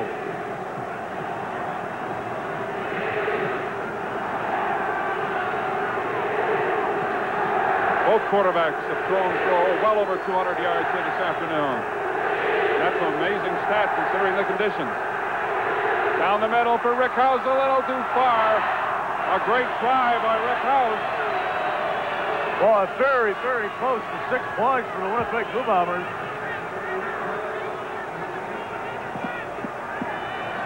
Well, that brings Trevor Kennard into the ball game. Watch House go after this football. I'll tell you, there's nobody in this league that gives any more try than Rick House, number 31. The ball's about a foot from being 6 points for the Winnipeg Blue Bombers. Frank, a lot of pressure on Kennedy. He's kicking from a slippery spot. It is good. 34-yard field goal by Trevor Kennard cuts the Eskimo lead to 17-12 with 8.5 minutes remaining in the third quarter. The Bombers would have loved the major, but they get the 3 points anyway, thanks to the interception by Aaron Brown.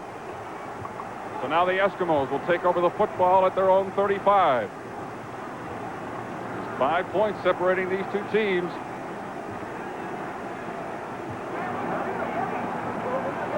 The Eskimos going in were favored by as much as 10 points. Now they've asked the Bombers to kick off. They have that option, of course. Brietta, Hayes, and Kehoe are the return men.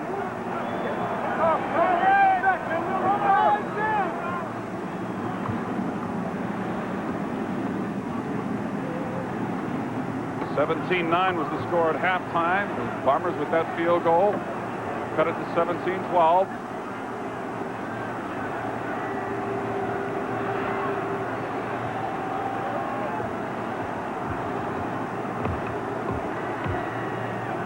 Kennard will not tee it up on the 35-yard line. He tees it back closer to the 33, and now the official is telling him to put it back at near the 35, and he said, I don't want to put it there. There's no footing.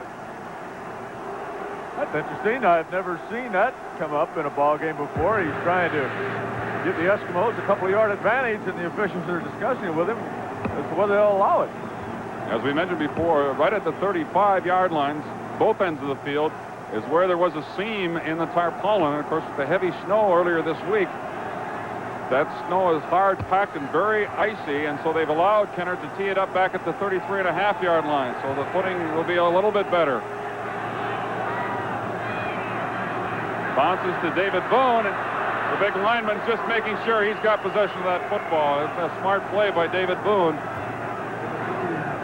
So now the Eskimos will work in that part of the field where the footing isn't that great, at their own 33.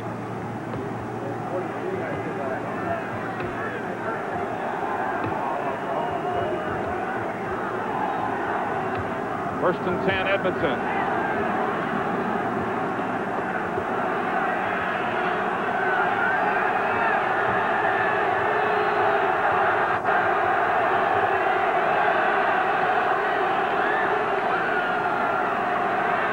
Lumsden out to the 40-yard line for a gain of 7.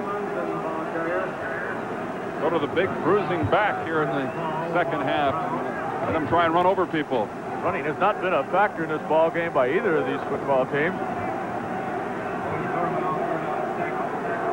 Just under 8 minutes now remaining in the third quarter. The difference is 5 points for the Eskimos, leading the Winnipeg Blue Bombers 17-12. Coming into the ball game, Lumsden had carried 18 times for 93 yards in playoff games.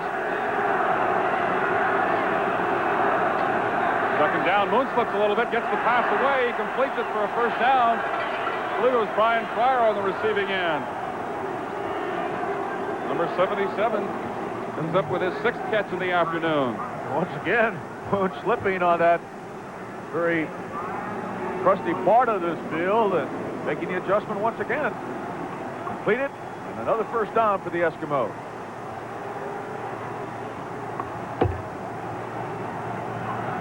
From the 45, they go first and 10.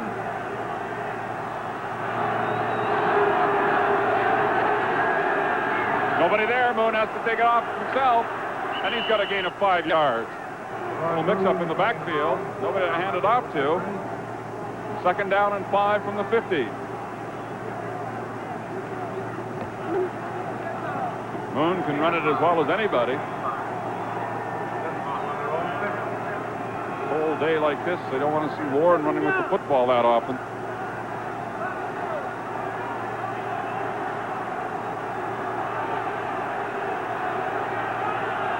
Smith to the right side. Kelly split off wide to the left. Second and 5. All kinds of time for Moon, but nobody open. Looking for that first down marker at midfield. He may have it. Tony Norman, the big right defensive end, number 55, did a great job. He saw Neil Lumsden, 32, coming out of that backfield and just grabbed him. Moon had nobody to throw the football to. He's looking to his left, trying to pick up Lumsden. Could not do so, so he did the next best thing. And he got a first down, and that's what we had mentioned at the top of the show, Frank, about the defensive ends for the Bombers. They'll peel out of there and pick up those backs because both Caden and Norman have pretty good range for defensive linemen. And it's a good indication on that play. Norman was with Lumsden all the way. First down, Eskimo. Penalty marker goes down. Deep for Waddell Smith. Dropped the football. It was there, but Waddell couldn't hold on to it. A little disappointed in himself. What? Penalty is going to be against the Eskimos anyway, but... Well, the ball just could not be thrown any better than that. Edmonton number 63, first down repeated.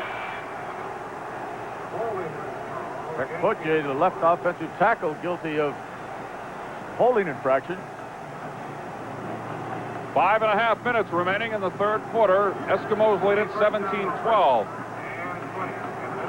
Ryan Pryor heads to the sidelines. And he is replaced in that offensive lineup by Marco Sinclair, number 27. He lines up in the slot to the left side. Kelly is split wide to the left. Waddell Smith is the wide receiver to the right. First down and 20. Moon looks back across the grain trying to hit Neil Lumsden. Pass thrown a little too far. He had a step on the man covering him, Aaron Brown, the middle linebacker.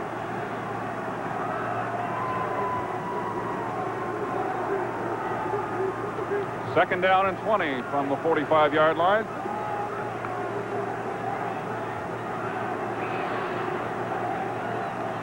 Haven't heard the official attendance announced today yet. In the neighborhood of 50,000 on hand at Commonwealth Stadium. Every kind of winter wear you can think of is on display here this afternoon. They need it.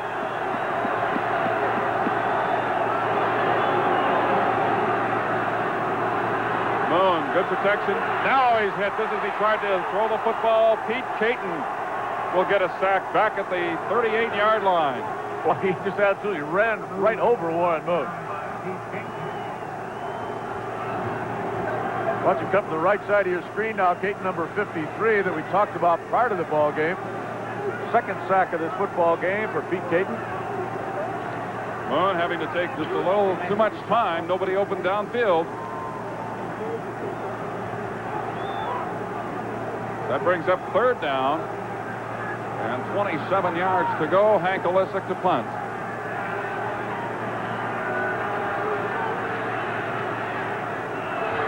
Paul Bennett waits for it. 28-yard line.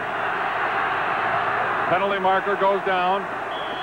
Bennett is out of bounds at the 35. Unhappy about something. Tony Norman, I believe, called for the infraction. We've got a timeout. We'll be back right after this.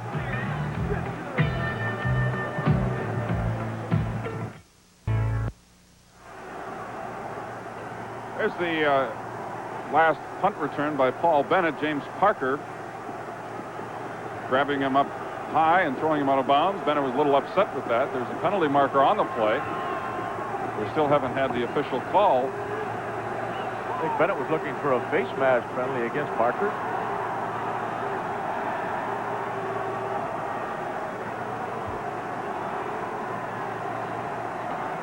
They'll march it off against the Eskimos from the 33-yard line. Here's the call, referee Bud Ulrich.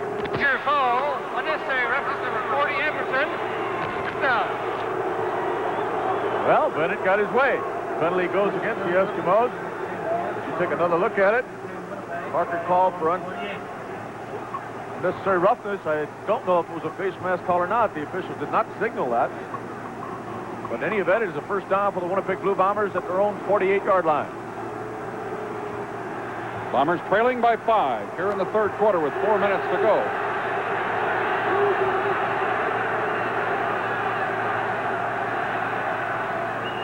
Witkowski, intended receiver, just a little look into the slot back.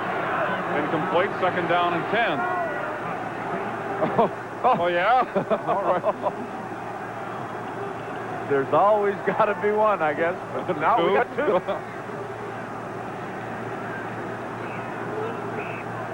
Dieter hasn't completed a pass in his last 4 attempts. He needs one here, facing second and 10.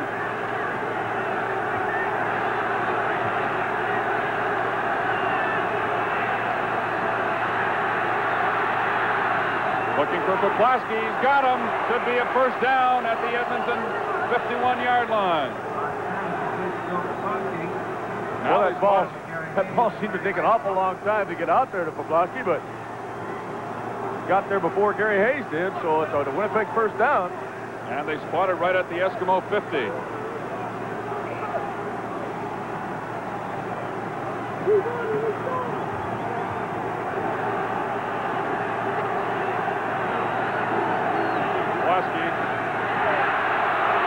Caught one last week for 49 yards. This pass goes incomplete on first down. It'll be 2nd and 10. And you see the safety blitz on this play. Mike McLeod, number 18, coming in there, just goes right by Dieter Brock. Nobody picked the safety up of the Edmonton Eskimos, but Dieter very fortunate that ball was not picked up. 2nd and 10 from the Eskimo 50. 2:50 remaining in the third quarter. Eskimos lead it 17-12.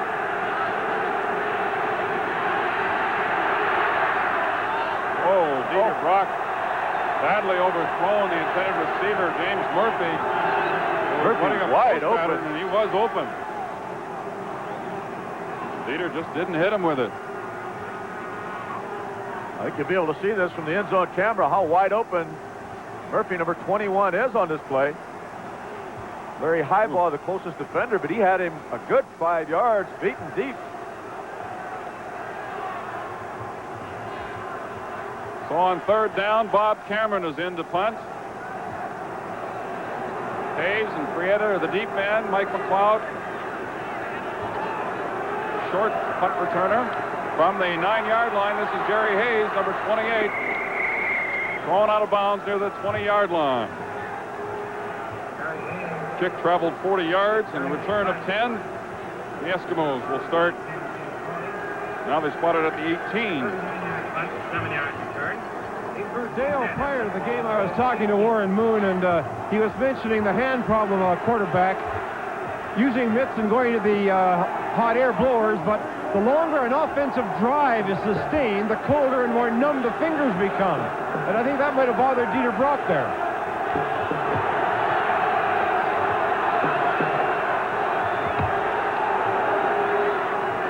Jim Germany is met at the 20-yard line and finally stopped. Back at the 18, 3 or 4 Bombers making the tackle on him. Be a gain of 1.5 to 2 yards for Germany on first down. Getting colder by the minute here in Edmonton.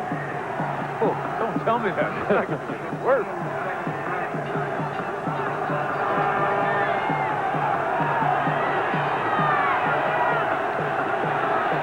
Second down, 8.5 yards to go, right at the 20.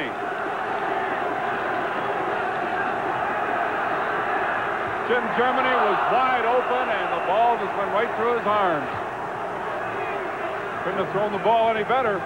The only thing surprising about that is it hasn't happened more often this afternoon. 2 occasions now where the receivers have dropped the ball, thrown perfectly to them. Waddell Smith earlier, and now Jim Germany. Winnipeg should have excellent field position as we're winding down now. The last minute of the third quarter, a minute 17 remaining. You know, Frank, you made another cogent point earlier about injuries. Despite the numbing cold, there hasn't been any serious. Nate Johnson went out for 1 play with a bad leg, but came right back in next series. And Johnson is back there with Paul Bennett, awaiting the kick by Hank Olesic. And it's a good kick, backing Bennett up to his own 30-yard line. Bennett still on his feet. Bennett just keeps fighting and fighting for yardage, and he brings it back to the 45. That punt by Hank Olesic traveled 62 yards, and Bennett gets 15 on the return. And it is determination like that that has helped Paul Bennett become the all-time punt return leader in the CFL. 6-year veteran out of Wilfrid Laurier. And a big play man in that defensive secondary for the Bombers. Right now the offense goes to work. First down at their own 46. We're in the last 30 seconds of this third quarter. Edmonton leads it by 5. Brock with good protection, and again, James Murphy's the intended receiver, and Brock overthrew him.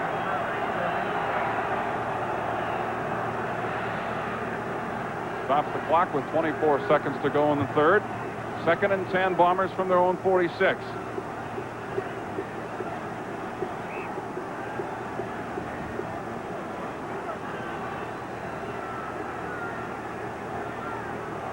Brock has only completed 1 out of his last 8 pass attempts.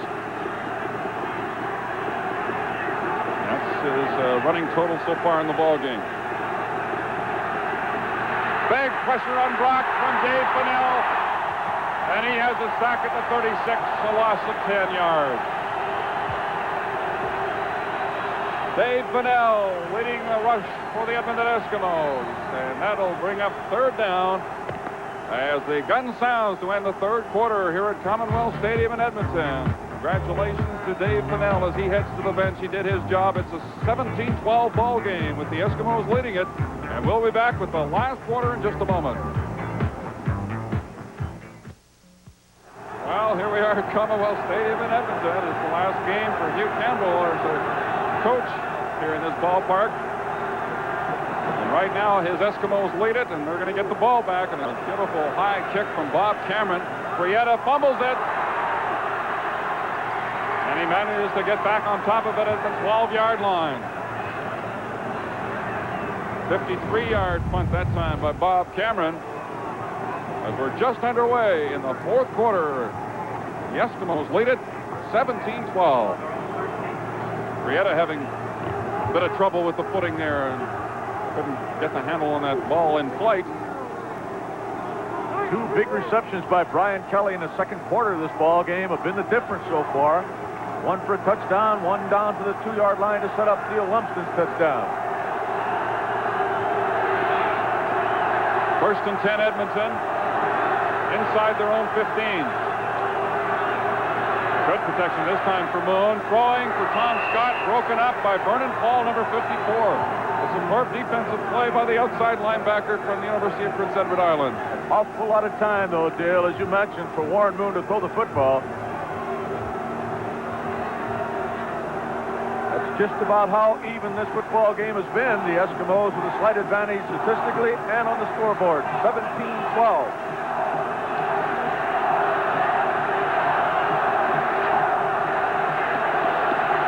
Second and 10 for the Eskimos. Pete Caton gets cut down twice, but Warren Moon still has to run with the ball. And he has a gain of maybe 5 yards. It'll bring up 3rd down, but Pete Caton will try to contain Warren Moon, but boy, he really had the blockers coming after him in that last play. Twice he was knocked down. Peter Brock found the heater to keep those hands warm.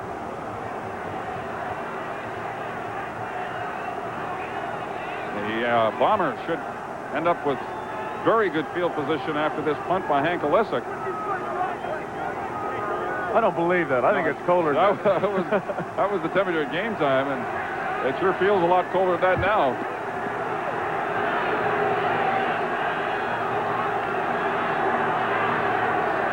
All right, Bennett moves up to near midfield. Finds the sidelines. And is finally forced out of bounds at the 41-yard line. The Bombers will have good field position when we come back. They're trailing by 5. We'll return in just a moment. That'll be a great match. Borg against Connors on Wide World of Sports here on CTV. Anytime those two are going to hook up in a match, it's got to be a good one. First down play. James Murphy makes the catch, has a first down for the Bombers. Joe Holloman trying to bring him down, and he's finally forced out of bounds near the 20-yard line for a gain of about 19 yards. Holloman gave the newcomer Murphy an awful lot of room on that play. Dieter hit him with a perfect strike, and the Winnipeg Blue Bombers have moved down to the 20-yard line. They trail by only 5. Murphy again puts off wide to the right side. Rick House and Nate Johnson are wide to the left. Sprint draw to William Miller, a play that worked for them 2 or 3 times in the first half. This time the Eskimos hold the gain to about 4 yards. David Boone in on the tackle for the Eskimos along with Dave Fennell. Second down, about 6 yards to go. 14-year veteran John Helton.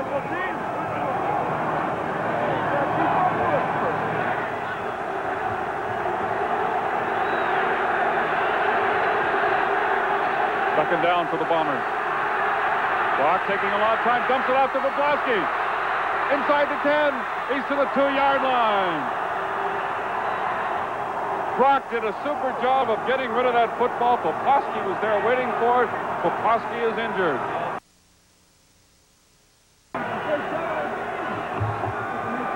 Joe went up in the air and exposed himself. I think he got the wind knocked out of him. He moved the ball down to the 2-yard line. Great job by Brock of finding Joe to dump it off to at the last moment. Good pressure by the Eskimos. Brock was taking an awfully long time. Finally, Parker got to him, but there was Poplawski, and he dumped the ball off to him. And watch him go in the air here. Potter made the hit. Potter.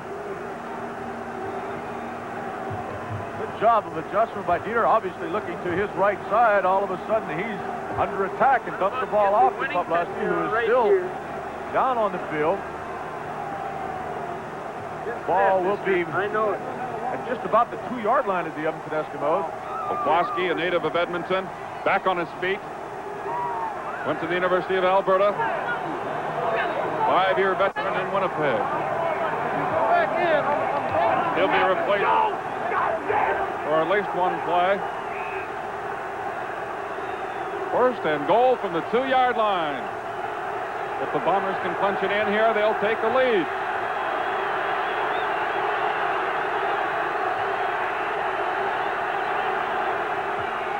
William Miller, is he in the end zone? Yes, he is. He's got the major score. The Bombers go in front with 12 minutes remaining in the fourth quarter.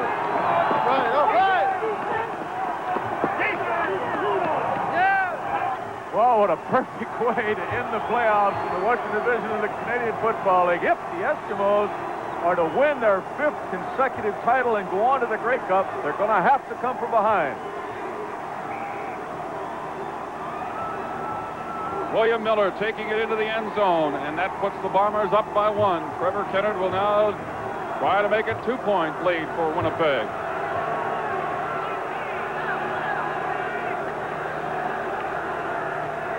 And he does. Winnipeg now leading Edmonton 19-17 with 12:04 to go in the fourth quarter.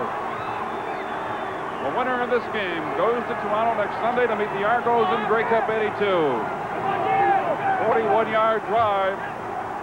The Bombers got good field position after the punt, and they now lead it by 2, and we'll be back in just a moment. Trevor Kennard's kickoff will follow it from this low angle in the end zone. Sean Kehoe on the return. He brings it out across the 30 to the 35-yard line. Tony Norman, Ken Cianconi in on the tackle. Winnipeg leading at 19-17 with just under 12 minutes to go in the fourth quarter. The Eskimos first and 10 at their own 36. That's just about the worst spot on the field, Dale, as far as footing is concerned. It seems like both teams have been scrimmaging the ball near the 35 all day long.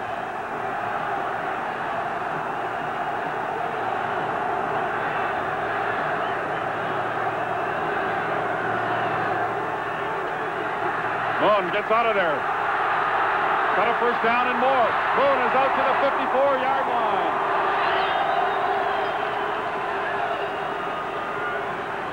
A 20-yard gain for Warren Moon. His 3rd carry of the day. Neil, you talked about it 2 or 3 times earlier, but that's the dimension that the Winnipeg Blue Bombers do not have. Peter Brock, of course, does not run with the football very often. Moon is not reluctant at all to take off.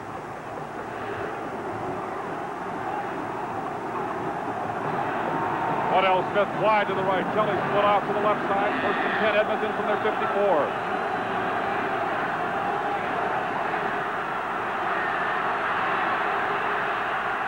Moon waiting to the last moment. Throws.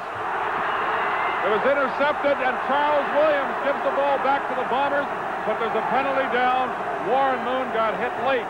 I think maybe John Helton, number 99, is going to be called for rough play. There it is. Oh, boy. The biggest play of this ball game is wiped out. Penalty against Winnipeg.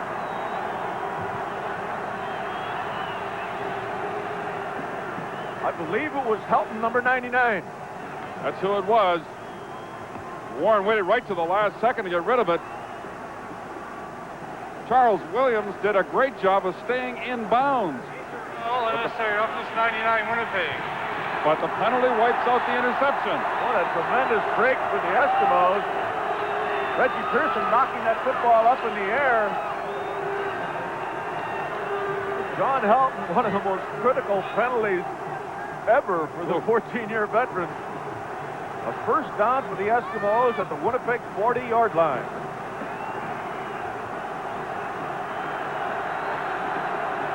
Twice as many penalties against the Bombers this afternoon. Fumble! Moon got it back. He'll lose a couple of yards on the play. Doug McIver was there to knock him down. They'll spot it back at the 43. Second down and about 11, 12 yards to go. Very fortunate to be able to make the recovery, actually, as he came away from the offensive center without the football. Very cold hands, frozen football, making it very difficult for these football players to handle it.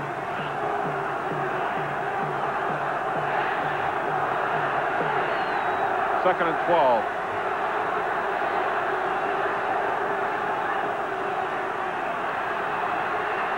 Moon with all kinds of time, but he can't find anybody open yet. Now Lumsden got out of the backfield and has a first down for the Eskimos. Well, he's just standing back there directing traffic. There wasn't a Winnipeg Blue Bomber within 10 yards of Warren Moon. But he was the only Eskimo open. Everybody else was well covered downfield. They spot the ball at the Winnipeg 26.5-yard line. Clock is running. Time remaining in the fourth quarter. Eskimos trail by 2. Not a Bomber within 10 yards of Lumsden.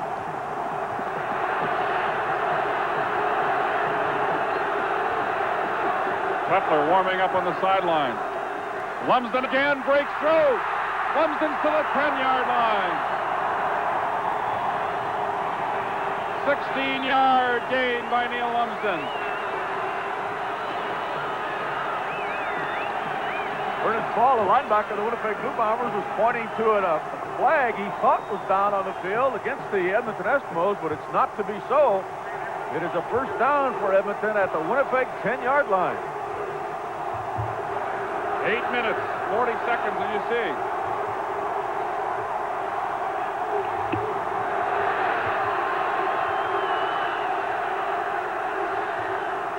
Jim Germany.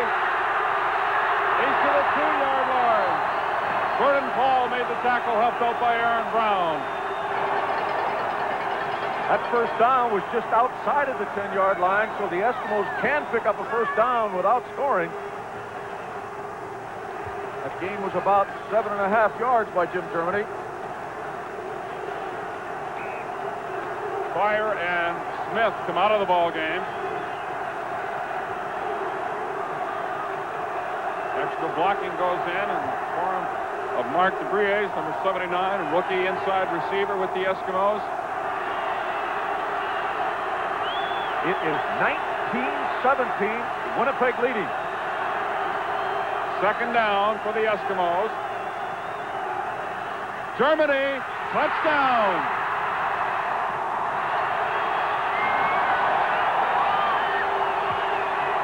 So the Eskimos go back in front.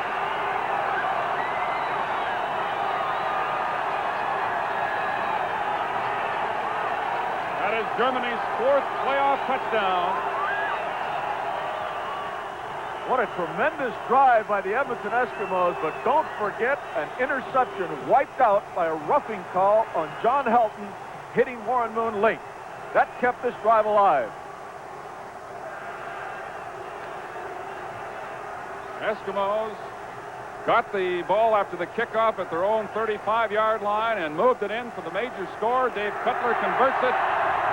The Eskimos now lead the Winnipeg Blue Bombers 24-19, and we'll be back to Commonwealth Stadium right after this. Right now, we have a standing ovation for Hugh Campbell from the 50,000 here at Commonwealth Stadium as the Eskimos have just gone back in front and Cutler kicks off. Campbell, of course, in his final game at Commonwealth as the coach of the Eskimos. Nate Johnson on the return. Johnson still going into Eskimo territory. Johnson finally out of bounds at the 42-yard line. There are no flags. The Winnipeg Blue Bombers have excellent field position. A tremendous return by Nate Johnson. 59 yards. I think a few of the Eskimos were helping in that standing ovation to their coach because nobody came close to Johnson until he moved all the way down to the 43-yard line of the Eskimos. The Bombers went in front 19-17 on William Miller's touchdown. The Eskimos came right back on Germany's touchdown to lead 24-19. And following that return by Johnson, the Bombers are right back in scoring range at the 42-yard line of Edmonton. First and 10. 7:20 remaining in the fourth quarter. Brock gets out of there. Dale Potter brings Brock down at the 36-yard line. A gain of 7 yards for the Bomber quarterback.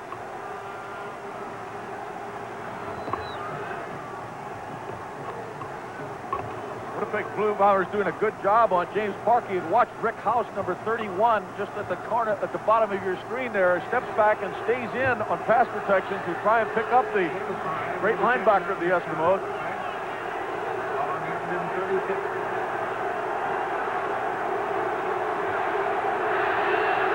Second down for Winnipeg. Brock for Rick House, just a little too far at the 30-yard line. Safety blitz on Brock. He got leveled by Mike McLeod just as he unloaded the football. Brings up third down. Trevor Kennard will try a field goal. And Dale, the official attendance has been announced, 51,111. And although they're frozen, they're staying. Nobody leaving. This is one of the really outstanding Western finals.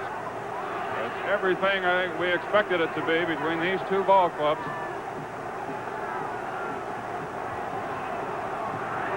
A 44-yard field goal attempt by Trevor Kennard to cut this Eskimo lead.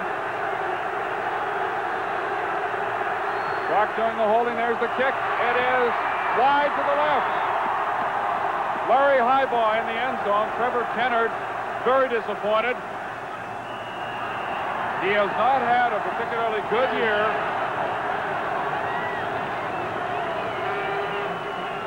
He got 3 field goals last week against Calgary. Picks up a single point there. Very critical miss, though, because the Bombers trail by 4. Footing very difficult for. His left leg did not get planted properly, and that cost him the 3 points, and they have to settle for 1 with 6:03. And, of course, with that missed field goal, the Eskimos will scrimmage at the original point of the line of scrimmage in the 37-yard line. There's 5:57 now remaining. Eskimos now want to use up time on the clock and control the ball. Ryan Kelly is open. Gets away from Williams, has a first down at the 51-yard line. Aaron Brown making the tackle on him. It's a gain of 14 yards for Brian Kelly.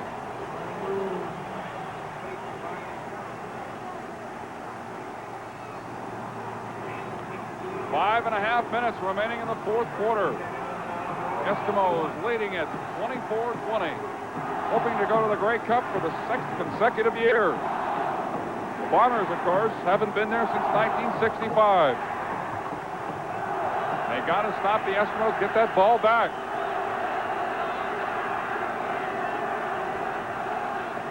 The give is to Germany. Shakes a tackle. Penalty marker goes down. Germany forced out of bounds by Williams and Vernon Paul.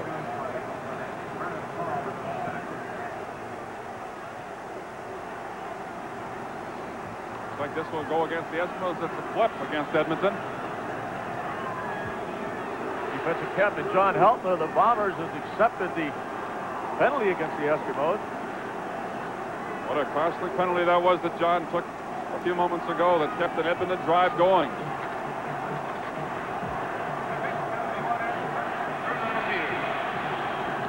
First down over again. Waddell Smith. Mr. Flip 71 right there. at the bottom of your screen definitely hit Winnipeg Blue Bomber in the back. Ball will be back to the Eskimo 36-yard line now. 5 minutes exactly remaining on the clock. Western Division Final coming down to the last 5 minutes now. 24-20, Eskimos lead it. First down, 25 yards to go. Going deep for Brian Kelly. Can't get to it.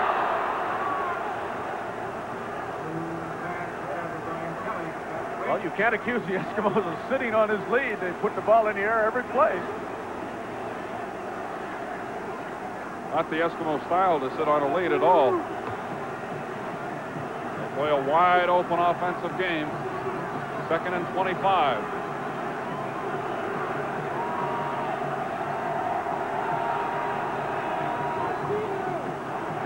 This is a big play for the Bomber defense.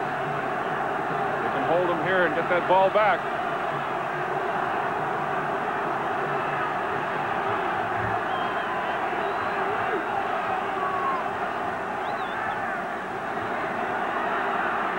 Looking for Kelly once more. He's got it. 40-yard line. Oh, they ruled he was out of bounds. I thought he caught the football, but I guess he must have been juggling it as he went out of bounds. Let's look at it again. I think that's what the call is, Dale. He did not have full possession of the football before stepping out of bounds. That is a long throw by Warren Moon. As you can see, Kelly juggling it just a little bit as he went out. Hank Olesic now having to kick it away. The Winnipeg Blue Bombers will have just over 4 minutes.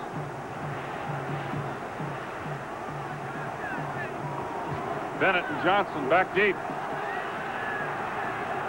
They have done an excellent job here today of returning kicks. Oh, Olesic slipped, end-over-end kick, and fumbled by Faison, but it looks like the Eskimos were inside the 5 yards. Definitely be a no yards call. The Winnipeg Blue Bombers will have excellent field position. Only a 23-yard kick by Olesic as he had trouble with the footing and went down as he made contact with the football. No yards, Edmonton, number 20, first down. Tom Towns. Taking another look at Olesic, and you can see him slip on this turf, his left leg just going right out from underneath him, and the Winnipeg Blue Bombers have a first down at the Edmonton 44-yard line. His left leg not finding any footing out there at all, similar to Trevor Kenner in that last field goal attempt. How big that missed field goal looms right now. The Winnipeg Blue Bombers trailing by 4. First down at the Eskimo 44-yard line with 3:40 to go in the fourth quarter.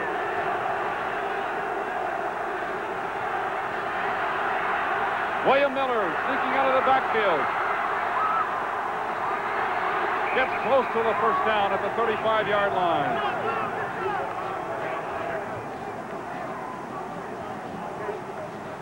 He'll be just short of the first. About a 9-yard gain, 9.5-yard gain for the Bomber running back.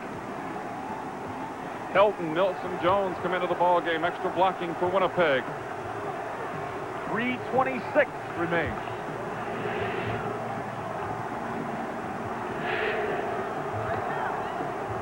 They bring the chains out to get an exact spot on the football just inside the Edmonton 35-yard line. There's Nick Westaya out there with short sleeves again.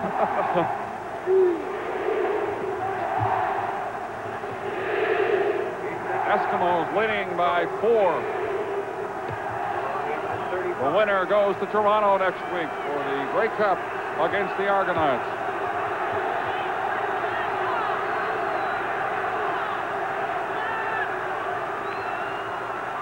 Ball's loose, Buck got it back though. On every short yardage play today, Brock has kept it himself, Frank, and that time he tried to hand off and they mishandled the handoff. Not only that, Dale, but he reverse spun out of that quarterback spot instead of just having a regular handoff. With the score 24-20 in favor of Edmonton. We'll be back in just a moment. Here's the fake field goal. Brock looking to throw. He completes it to Rickhouse. He's got a first down inside the 30-yard line. I'll tell you, there's nobody in this ballpark was looking for that. So the Bombers get another first down.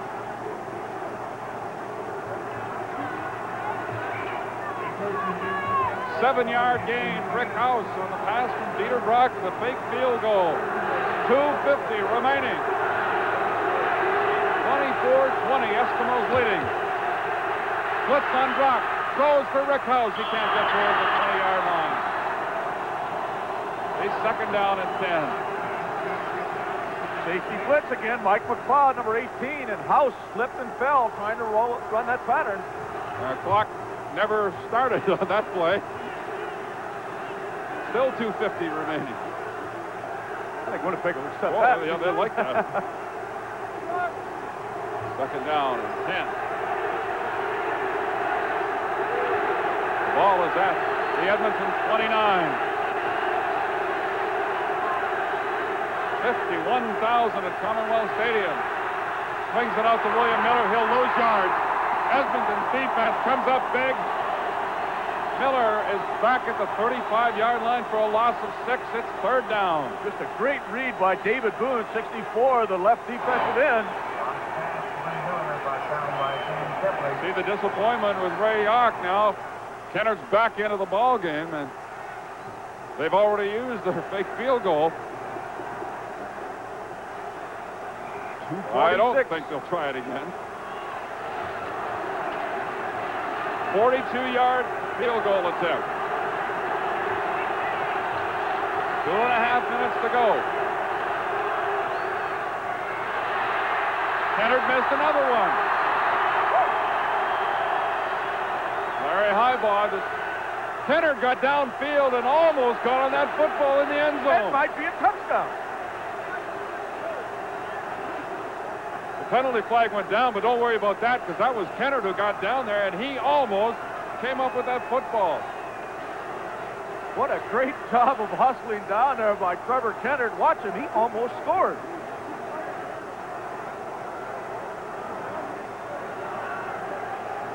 Highbaugh just saw him at the last second and got on the ball. Oh, it's a single point for the Bombers. They now trail by a field goal. 24-21. Overtime looms as a very distinct possibility here now. Boy. 2:23 remaining in the fourth quarter. Eskimos lead at 24-21. The veteran Highbaugh almost waited too long. First down, Edmonton from the 35.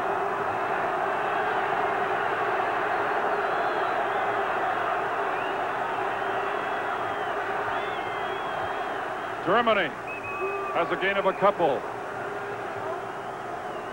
Well, they almost mishandled that football, too. The longer this game goes, the colder it gets, the more trouble they do have in handling the ball. Considering the conditions, they have been doing an excellent job of hanging on to that football here this afternoon. 2 turnovers today, both on interceptions. Second down and 8 for Edmonton. Brian Kelly coming inside makes the catch for a first down. 1:56 remaining.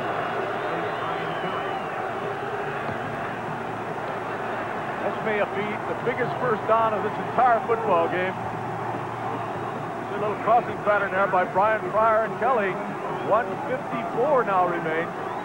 Last 4 passes that Moon has attempted have all been to Brian Kelly. He's completed 2 of them. That one was an important first down. Ball now at the Eskimo 46. Neil Lumsden has 2 or 3 yards. 1:35 remaining.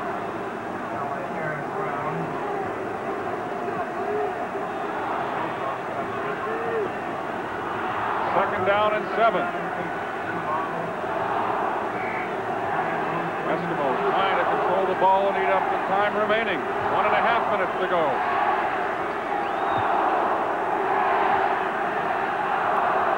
Now up to the Bomber defense to stop the Eskimos.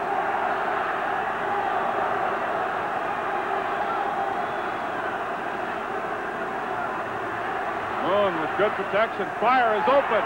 Another first down for the Eskimos at the Winnipeg 43-yard line with 1:09 remaining. That should do it, Bill. I think so. 18-yard gain for Brian Fryer, and he's had an outstanding afternoon, making 7 catches for 126 yards. Got behind Leo Ezra's number 72, the linebacker, and gives the Eskimos a very critical first down at the Winnipeg Blue Bombers 43-yard line. But that's the most important factor. 1:09 left. Eskimos trying to cap off a brilliant comeback in 1982. Jim Germany to the 40, maybe to the 39, for a gain of 4 yards. Eskimos 3-5 record at the halfway point of the season. They turned it right around, won 8 in a row, clinched first place on the final day of the regular season. And there's a lot of discussion about that clock. We noticed it before when it didn't move on one play, and now they're discussing it again.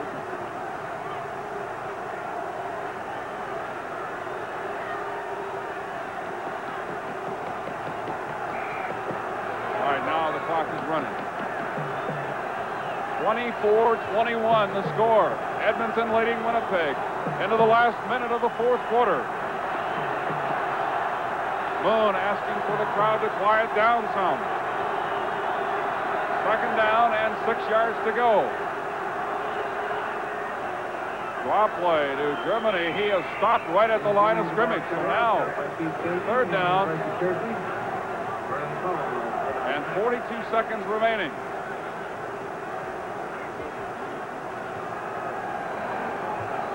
Ray Yark calling for a timeout with 42 seconds to go. The Bombers have a timeout. This is the CFL on CTV.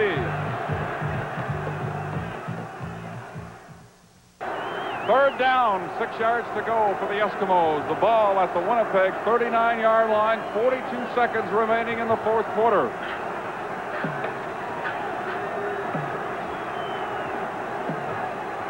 Now the punt team comes in for Edmonton.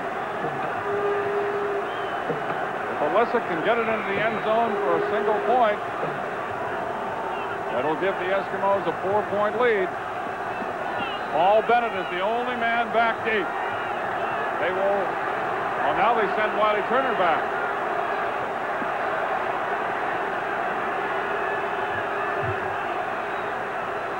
There's a Lessex punt. It will not get into the end zone. Just outside the goal line, penalty flag goes down. Bennett with the football, and he is smothered at about the 1-yard line. Actually, that's just as good anyway, depending on the flag here. Be a long way for the Edmonton, number 20, first down. Tom Towns. That's penalized. That gives the Winnipeg Blue Bombers a little bit of breathing space, but there's only 31 seconds showing on the clock. And the Bombers have a long way to go. Tom Towns trying to hold up on that downfield coverage, slipped, and he was within the 5 yards. So now the Bombers will have it first down at their own 17-yard line. You see the time remaining. 24-21 the score.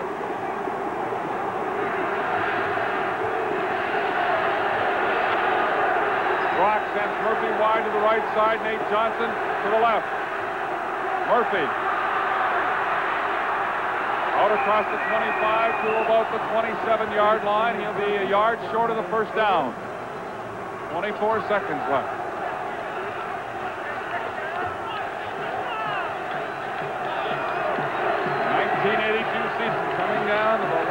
seconds here at Commonwealth Stadium in Edmonton.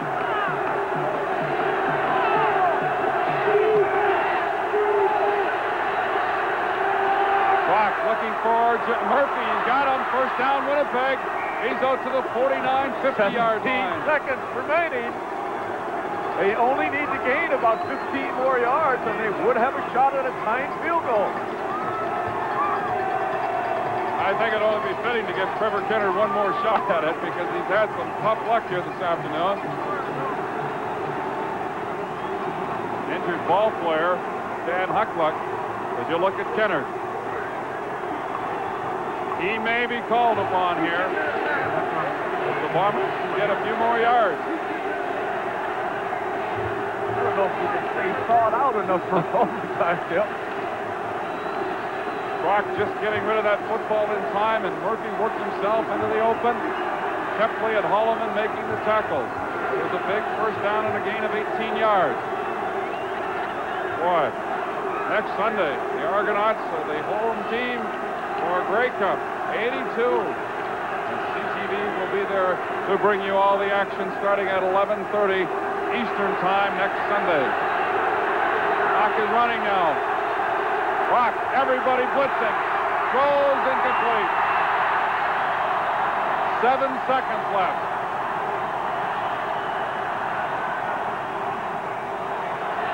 Bill, I don't know if they even have enough time to gain enough yardage to get in a field goal range now. The clock shows 7 seconds. Mike McLeod again on the safety blitz. A proud new father. Mike McLeod's wife giving birth to a baby boy on Friday afternoon.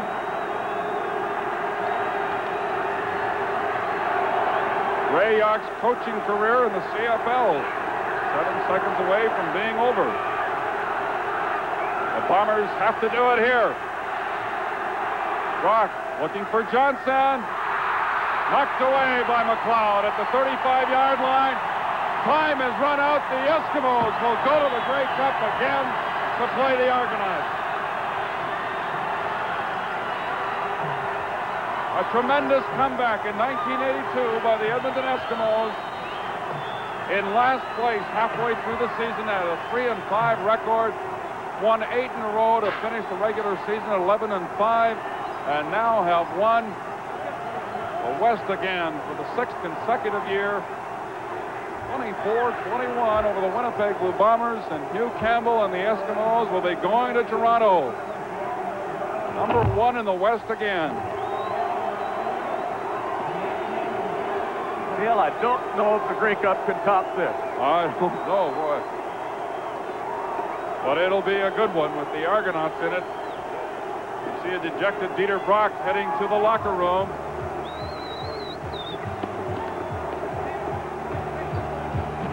(24-21).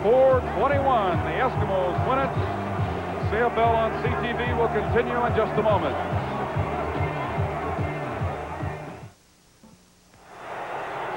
Let's take a look at the play of the game as Warren Moon goes to Brian Kelly for a second quarter touchdown that put the Eskimos in front, Frank. Bill, what a tremendous job Moon does here. He slips, as you can see, makes the adjustment, finds a wide open Brian Kelly, and that's our Panasonic play of the game. 47-yard touchdown. Warren Moon to Brian Kelly, and that put the Eskimos in front in the second quarter. A beautifully thrown football. And here's Al with Warren Moon. Thank you. Naturally, it's pandemonium down here. I've got Warren Moon. Warren, what a great game you played. You ran with the football a lot. By the time that you slipped, got up, and threw that strike, that was the play of the game. It was the most toughest football game I've ever been involved in my life. I'm physically beaten up, but we had enough to carry us over. Winnipeg played a heck of a ball game today, but we played well enough to win. And I'm just shaking up right now. I've never been involved in anything like this. And Warren, your defense came up so big when you needed them. They did come up when we needed to have them, and they've done that all year long. And it's just a team effort we've had all year, and I'm just thankful that we're as far as we've come. Boy, I'll tell you, it's going to be hard to get this up again for Toronto next week, but it should be a great one. Yeah, it's going to be a good game next week, and I hope we can get up again because we were really emotional for this one, and it took a lot out of us, but I think we'll be ready next week. I'd like to say hi to my wife and baby back home, and I'm all right. And what a heck of a finish for Coach Campbell. Yeah, it was great for him to go out a winner, especially at home, and I'm really happy for him. I just wish him the best of luck in the future, and I hope we can win next week for him. Warren, you win the Panasonic Travel Vision television set play of the game, offensive star. Congratulations. Good luck in Toronto, Warren. Thank you very much, Al. Okay, we're back after these messages.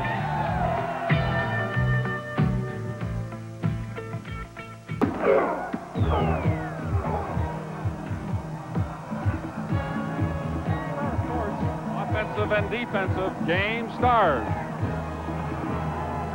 Still a very easy pick offensively. Warren Moon, obviously the offensive star of the game. Pete Caton, our selection as the defensive star. The Edmonton Eskimos coming from behind in the fourth quarter to defeat the Winnipeg Blue Bombers and go on to the Grey Cup 82 in Toronto against the Argonauts. And we look forward to a tremendous showdown next Sunday, Frank. If it's anywhere close to the ball game we had this afternoon, we'll all look forward to it with a great deal of anticipation. And the first time in 11 years the Argos have been in the Grey Cup. And of course for the Eskimos, 6th year in a row, and they're looking for their 5th consecutive victory. And so on behalf of CTV and the sponsors who bring you this exclusive presentation, this is Dale Isaac bidding you a good night from Edmonton.